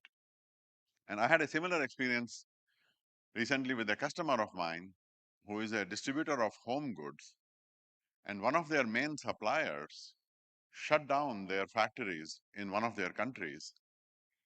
And they did analysis using our product, all kinds of simulation scenarios. And over a few days, they reached the decision that they need to exit that country entirely. I asked him, such a monumental decision to get out of an entire country, how long would that have taken you before? And he said, easily it would have taken a year. And it would have involved heavy duty consultants and things like that. So we now have instant access to knowledge in any language, a condensation of things that we can present in any way. It is an incredible power. And yes, it is deeply disruptive to the ways that we have worked before, the way that we have done things in the past. But at the same time, and even more importantly, we can do unprecedented things with this, things that we could never do before. So this astonishing effectiveness, and Joshua referred to this as a jagged frontier, it is not uniform. Not everyone sees this. So that's my second point. Being effective with AI requires not only a knowledge of AI itself, but understanding its limitations and how to overcome those limitations. There is a huge gap between LLMs and the business users inside enterprises, especially, and how to bring value to those users. And overcoming that gap is where a lot of value creating opportunity is. That bridging that gap requires delivering correct systems, trusted, verifiable, reliable systems that deliver value to people. My own company works in this area, a layer that sits above the language models and delivers value to business users while ensuring correctness and things like that. When we overcome that gap, we can deliver massive value. Mukesh Bhai talked about it just now. We can transform every existing system, legacy systems, enormous complexities inside enterprises can be removed, industries can be transformed. We can give end users wings, we can amplify them to deliver things that were not possible to do before, that, or in the best case, it required professionals to do this. Doing that also requires not just overcoming the limitations of AI, but also imagination to see what is not there, to see what is possible. India has all of this in great abundance. The Honorable Prime Minister has called for 1 billion entrepreneurs, people who can overcome these and deliver value using AI. And I think this is exactly what the world needs and what India has the potential for. My third point is that we not only have to master today's AI, but we have to leapfrog it. AI today has enormous limitations. I have worked in AI for the last 38 years. One of our scriptures is Bhaj Govindam. It was written by the Shankaracharya, and it has a beautiful line. Samprapte sannihite kale, nahi rakshati dukrin karane. What it means is that when you are faced with a life or death situation, the knowledge of a book does not help you. Knowledge without wisdom does not save us. That wisdom comes from living, from doing, from being in the world. AI today has plenty of limitations. Joshua mentioned hallucinations. That's one of the main issues blocking the use of AI in enterprises. But beyond hallucinations, understanding the world, understanding physical activities, the physical movement, this is one of the next frontiers. Safety of AI, and the Honorable Prime Minister talked about this today, is an existential issue. Swarms of agents can be made to do completely reckless things, and we don't yet have ways to understand or deal with this. And Joshua and Demis also talked about this. We have to solve this issue. We have to deliver AI that is safe. We have done this with nuclear power for the last 80 plus years. We can and we must do this with AI. Energy is another one of these issues. Where I live in California on Highway 101, just north of San Tomas, I drive by there every time I go to see my dad. There is a massive data center that is coming up. It's 720 megawatts. And this idea that I write a prompt and these gazillion GPUs blast into existence to produce a response, and then I make a tiny change to that prompt and then I do that again, it just seems like a completely absurd idea, especially to someone who has been around AI for such a long time. I have, thanks to the Ministry of IT, Honorable Ashwini Vaishnavji, I have a colleague who has been accompanying me throughout this conference. And he told me that yesterday he walked 32,000 steps. And I asked him, what did you eat? And he said, I ate 2 burgers. Shubham, if you're here, 2 burgers. You know, we normally eat 2,000 calories in a day. That's about a 100-watt light bulb, like less than one of these light bulbs.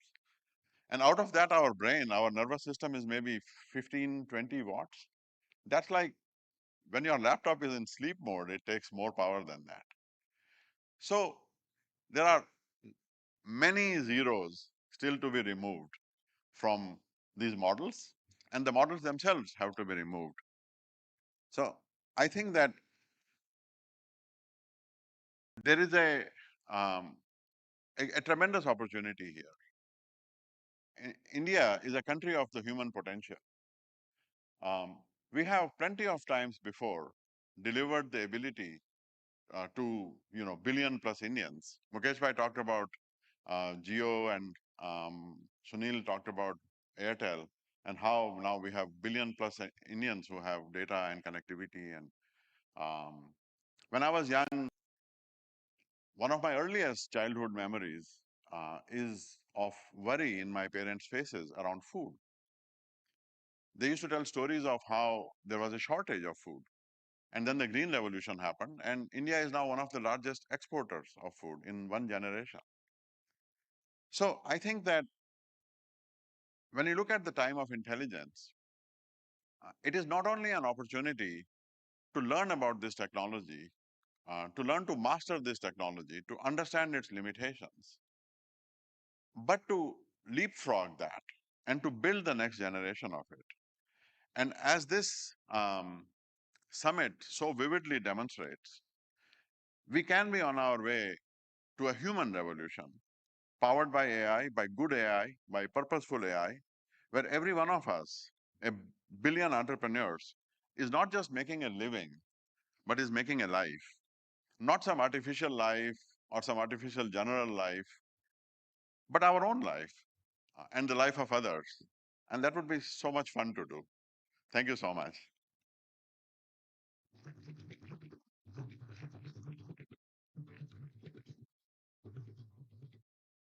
Thank you so much, Mr. Sikka, for your profound and very interesting remarks. And of course, your work at VNI also exemplifies the transformative potential of artificial intelligence. And with this movement on the stage, you can make out that now we are heading into a fireside conversation. And well, this would be a remarkable conversation we're going to have with Mr. Nandan Nilekani, co-founder and chairman Infosys, and Dario Amodei, founder of Anthropic. And before I invite our guests on the stage, let me say a few words about Mr. Nandan Nilekani, who is the architect of Aadhaar, the world's largest biometric identity system, and the intellectual godfather of India's digital public infrastructure movement. Nandan Nilekani has spent decades proving that technology built in the public interest can transform entire societies, and Aadhaar is a big example before the world. His thinking on artificial intelligence and open digital ecosystems is essential reading for anyone serious about this field. So, ladies and gentlemen, I would now invite Mr. Nandan Nilekani and Mr. Dario Amodei for this conversation, which is being moderated by Mr. Rahul Mathan, partner Tri-Legal. I invite all our three guests on the stage.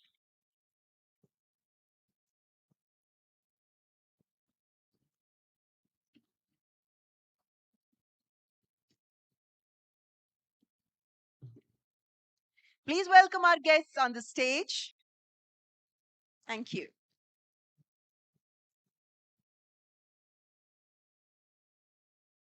And then Dario, welcome, Dario. Great speech in the morning. You mentioned that we are in the end of or towards the end of the exponential. This is something that you spoke about in Machines of Loving Grace, that we would have a country of geniuses in a data center. And the models over the last, I guess, 2 months have been sort of giving us a sense that we're getting there. But in your podcast with Dwarkesh, you sort of walked that back a bit by saying, we may reach a country of geniuses in a data center, but the impact on society will take a long time. Can you explain what that means? Because we thought we'd do AGI and we would be finished and done with it. Yeah, thank you for having us, Rahul. I would say there is this duality between the fundamental capabilities of the technology and the time that it takes for those capabilities to diffuse into the world, right? We're getting models that are very good at software engineering, that are increasingly good at, biomedical innovation. We're not there yet, but we're on this very fast exponential. But when I look across the world and I look across the enterprises of the world, we have many enterprises as customers. Even if we freezed in place what the technology was capable of today, I think the economic impact could be much greater than it is, because it just takes time. There are just frictions to adopt things through enterprises, and I think even more so in the developing world. And when I visited Infosys, one of the things I talked about with Nandan was the we're both obviously very interested in making sure that this technology gets to everyone, and Nandan has devoted a big part of his life to many things many things in that direction, and has built out India's digital public infrastructure. And so I think this question of diffusion is very tied to the question of how do we make sure that everyone benefits. So when the foundation models came, Nandan, you said that we should do use cases. And it sounds like Dario is saying the same thing, that even if we do the foundation model, we will still need to do use cases. No, I think it's great what the foundations models are doing and the speed of evolution. But what we have learned is that diffusion of technology is a different ballgame. And how do you get technology to 1 billion people? And I think India, we have a little bit of experience with that. 1.4 billion people on Aadhaar, 500 million people on UPI, 20 billion transactions a month, the world's largest cash transfer system, the largest financial inclusion system, you name it, all that stuff. And we learned that diffusion is a technique. It's both an art and a science. It involves institutions, it involves policy making, negotiations, dealing with incumbents, dealing with newcomers, strategies for execution. So the whole, trust building, so a whole host of things. And I think if all the investments in AI are going to deliver the value to society, not to just to individuals, we'll have to look at diffusion pathways to take this to everyone. And I think India will lead on that. That's why I've always been saying that India should focus on becoming the use case capital of the world. Dario, you had a more recent essay, which you call The Adolescence of Technology, which is a little more somber. Spoke a little bit about sort of dimming the enthusiasm of the first essay. And I want you to perhaps unpack that a little bit. We all have spoken about the risks of the technology, but particularly in the global south, where we think that AI is going to be hugely beneficial for us, we perhaps will have a different calculus on the risk reward ratio. What do you think about that, and how would your essay address that? I think that's an insightful comment, which is that I think in the global south there's an opportunity for AI to accelerate catch-up growth, to solve a bunch of problems that are in the way of catch-up growth. And so I think AI is a technology that has big risks and big benefits, but in the global south, the benefits may be even bigger than they are anywhere else. But at the same time, that doesn't mean, of course, that the risks aren't real.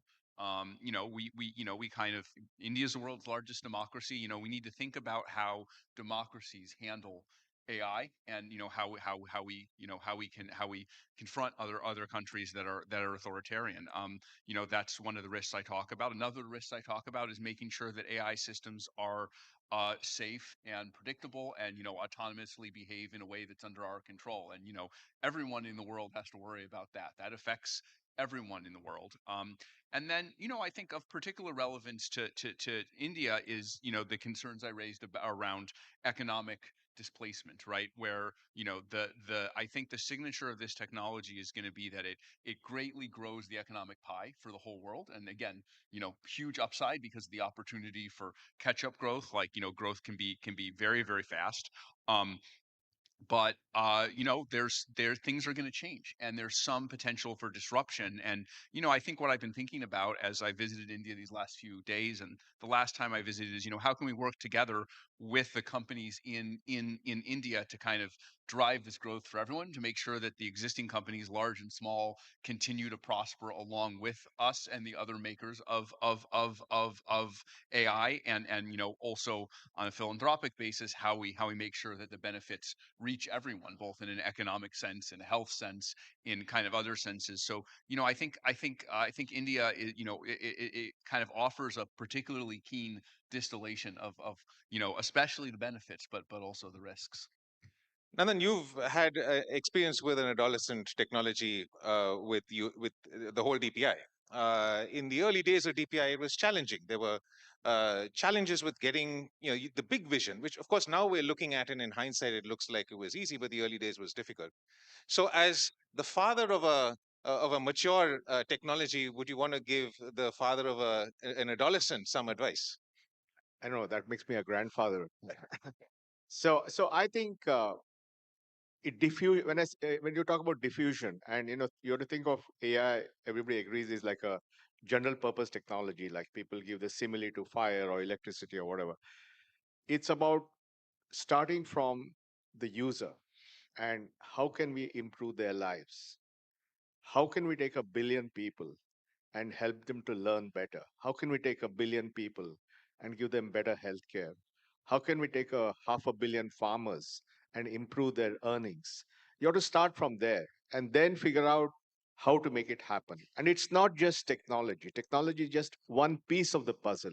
It's about institutions. It's about trust building. It's about negotiations. It's about guardrails, which Dario mentioned.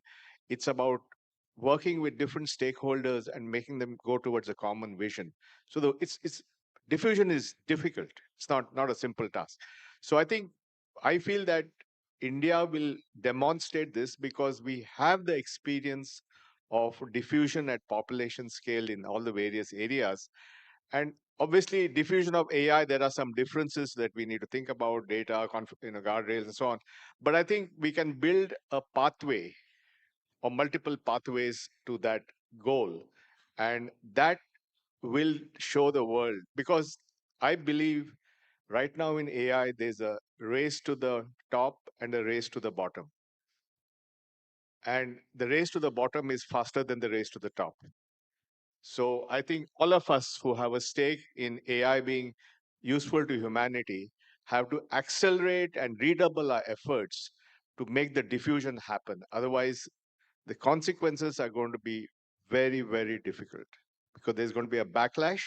If the only thing that AI does is, create deep fakes or raise the price of your power bill, or, all the other things that are happening, people are going to respond. I mean, the resentment of the blue collar worker led to the train wreck of globalization. The resentment of the white collar worker is going to lead to the train wreck of AI. So I think we really have to work very hard to show profound, useful cases of AI. Dario, you were in India in October, and you're back again now. You spend a lot of time actually with the developer community. You clearly were impressed because you've come back so quickly. Could you tell us a little bit about, what your experience is with how India is building and using AI? Perhaps just go through the stack. I mean, enterprise, small business, startups, then developers. What's What's different about the way India does it? Yeah, so I would say there's just an excitement here and technical acumen, and we can even see it in the statistics of usage of Claude. Use of Claude for technical kind of programming and software engineering, mathematical tasks. The fraction is substantially higher here in India than it is in most other places in the world. And every time I go to speak at one of these, kind of, we'll host these builder or developer events in India. Just there's a lot of excitement. I can feel the brimming excitement of, like, what is something that we can build in just the last 4 months. The use of Claude and Claude Code has doubled. Has doubled in India, and I'm sure it's the same for the other. I don't say that to promote Claude and Claude Code. Like, it's more a statement about the kind of excitement in India on the enterprise level. I mean, the two of us just announced a partnership just yesterday. So, we're really excited to work with all the large enterprises in India. They know much more about the Indian market. They know much more about, distribution. They know how to serve enterprises within India. And, they're much better at that than we are. And can we plug our technology into what they do, and create something that kind of wins for both sides, right? We would like to be able to, jointly win with the companies in India. And then finally, I think there's another element that's almost unique, which is that there's an excitement to build, but there's an excitement to build for public good and for philanthropic benefits. So, Nandan kindly introduced me to the XStep Foundation, of course, builds digital infrastructure, and we've already started to work on a number of projects really to reach people in rural areas. We're trying to combine Claude with something called Open AgriNet, which helps farmers in rural regions to kind of find better information and better advice to be more effective and efficient. And we're looking to expand that a great deal. So I think that's something totally unique to India. And that, through folks in the private sector, we would get connected to these efforts, and there would be mutual enthusiasm to promote these efforts. And you, of course, have an office. You've declared a managing director. But actually, more importantly, Sonnet 4.6, which dropped yesterday very inconveniently, so I couldn't try it, apparently is doing very well on 10 Indic languages. So there seems to be a bit of a focus in your development as well on India. Can you tell me why that's important? Why language, cultural context is important, and what India can play, what role it can play in that? Yeah. So, language models have always been multilingual, but of course they're better at languages than that they've been trained more on.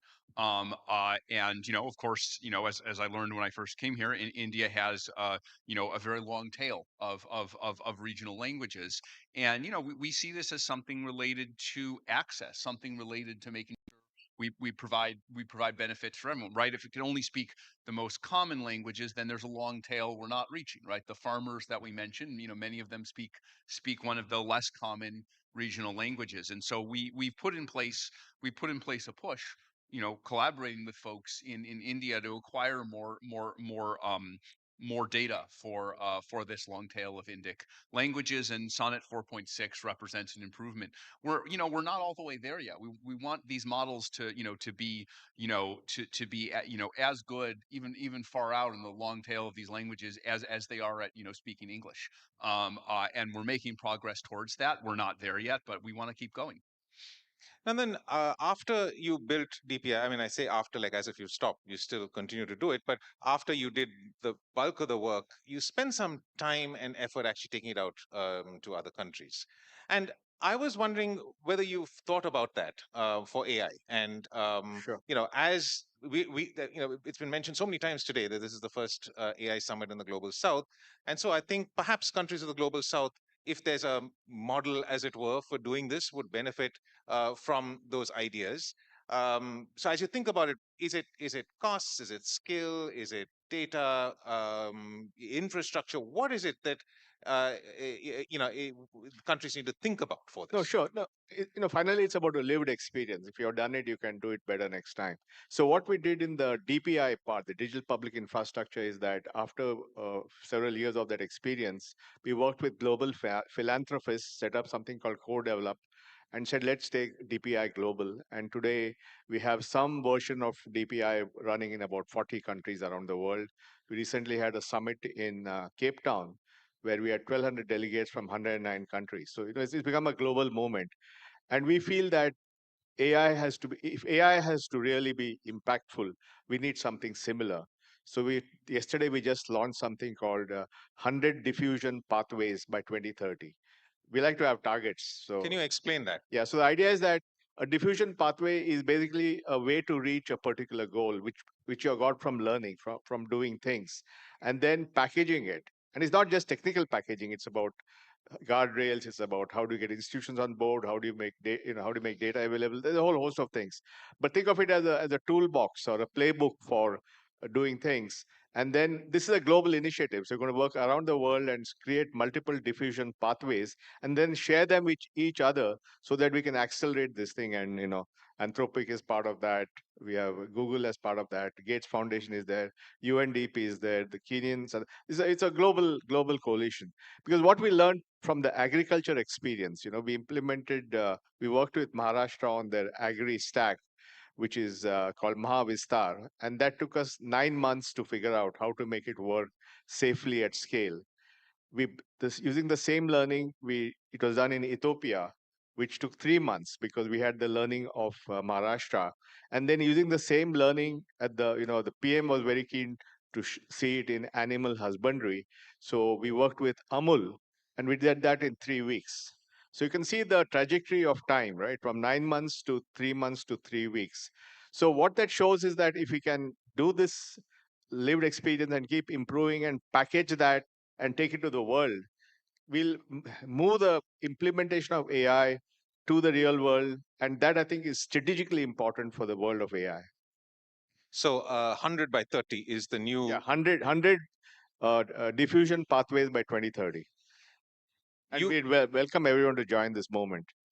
You have many such catchphrases, but the one that really stood out to me at some time ago was India needs AI and AI needs India. We've spoken a bit about the India needs AI, but why does AI need India? Because this is where we're going to show it working. I think because of the history of India's digital journey, and thanks to the leadership of Prime Minister Modi, who is the biggest champion of all the work that's going on, we have a political leadership that's committed. We have technologists. We have enough people with the right value system to make this happen. And we have done this before. And therefore, India will be where you'll see most of the deployment of AI in a tangible way, where farmers are able to make more money, where children learn better, where healthcare is better, where people talk in their own language, so you have universal access. So this is where you're going to show this. And the world needs this to be shown, and the AI companies need this to be shown because they have to show real stuff where this is working at scale for people. So I think, yeah, it's very important. Dario, if I can ask you, if you were to rewrite Machines of Loving Grace, which is a beautiful 20,000 word or something essay for India, if you were to think about, what is that utopic vision of what AI could be for India, what would it be? I mean, obviously not 20,000 words, but whatever few ideas you could have now. Yeah, I mean, I think a lot of what was there was universal, but there are some things that I would accentuate that are possible when you have such a large population for running, running this kind of large possibility of experiments, right? You have here a very large population for kind of studying and improving human health.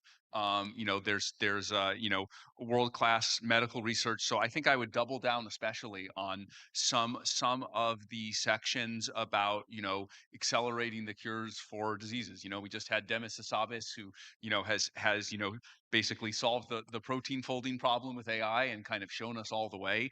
And what we need are like 50 improvements like that.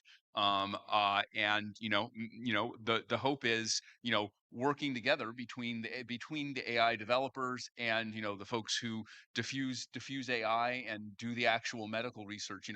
Can all of us working together between the AI companies and folks in India really accelerate progress. I would also say accelerating the rate of economic development. There is so much technical potential and technical adeptness in India. And it actually almost seems like a perfect case study for the idea that AI could really accelerate economic growth, because it seems like the base ingredients are kind of all there, and AI could help to tie them together. So, in the developed world, I've wondered, well, could AI lead us to, 10% growth rates, which sounds absurd, but, that's the thing I imagined in the positive scenario of machines of loving grace. But I think here in India, there's a lot of catch-up growth to be done. There's an enormous amount of technical potential and ability, and as I'm seeing, there's this eagerness to adopt AI. So India is one of the few places in the world where I wonder, could there be 20 or 25% growth, which is, sounds absurd, is unknown anywhere in the world. But as I think about this, it kind of stacks all the factors for a very bullish picture of how that growth could happen. So, I think I could imagine being in India being one of the countries in the world that most embodies this. Certainly, the large country that most embodies this. And Nandan, with all of these things, there needs to be some unlock. So if you were to advise governments of the world, governments of India, governments of the global south, what should they do to unlock this 20-25% growth that Dario dreams of? I don't know for about India? 25 and all that. If I get 10, I'll be happy. But I think there are a number of things. Obviously, I think people before have talked about the need to create massive compute. We need to bring in the models. I think the focus has to be on inclusion. I think this AI has to carry everybody. Everybody must feel it. Everybody must benefit from it. And that's why I think the language is very important. We want people to be able to speak to the computer in their language, in their dialect, mixing English, Hindi, Tamil, whatever. That needs to be done. I think that's a big thing. And then I think making agents work for people. I think if we can make agents work for people, then it means more inclusion, because they can get complex things done because you're hiding all the sophistication behind the agent. So I think there are a lot of things we can do, which you'll see now in the coming years. We already have 3 or 4 examples in agriculture, in healthcare, in language, in education, in electricity. We have a very good example of P2P trading. So I think all these are examples of how AI will actually benefit people. And then I think, as to Dario's point, India is a country which is very positive about technology in general and AI in particular. And we need to take advantage of that and not let them down by giving them truly transformative applications using AI, which you will see in the next 2 to 3 years. Nandan, Dario, thank you so much. What a lovely conversation. Thank you. That's great.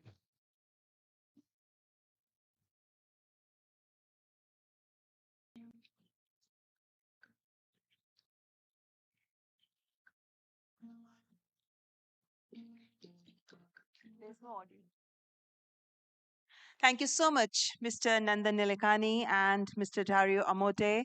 And thank you, Rahul Mathan, for moderating it.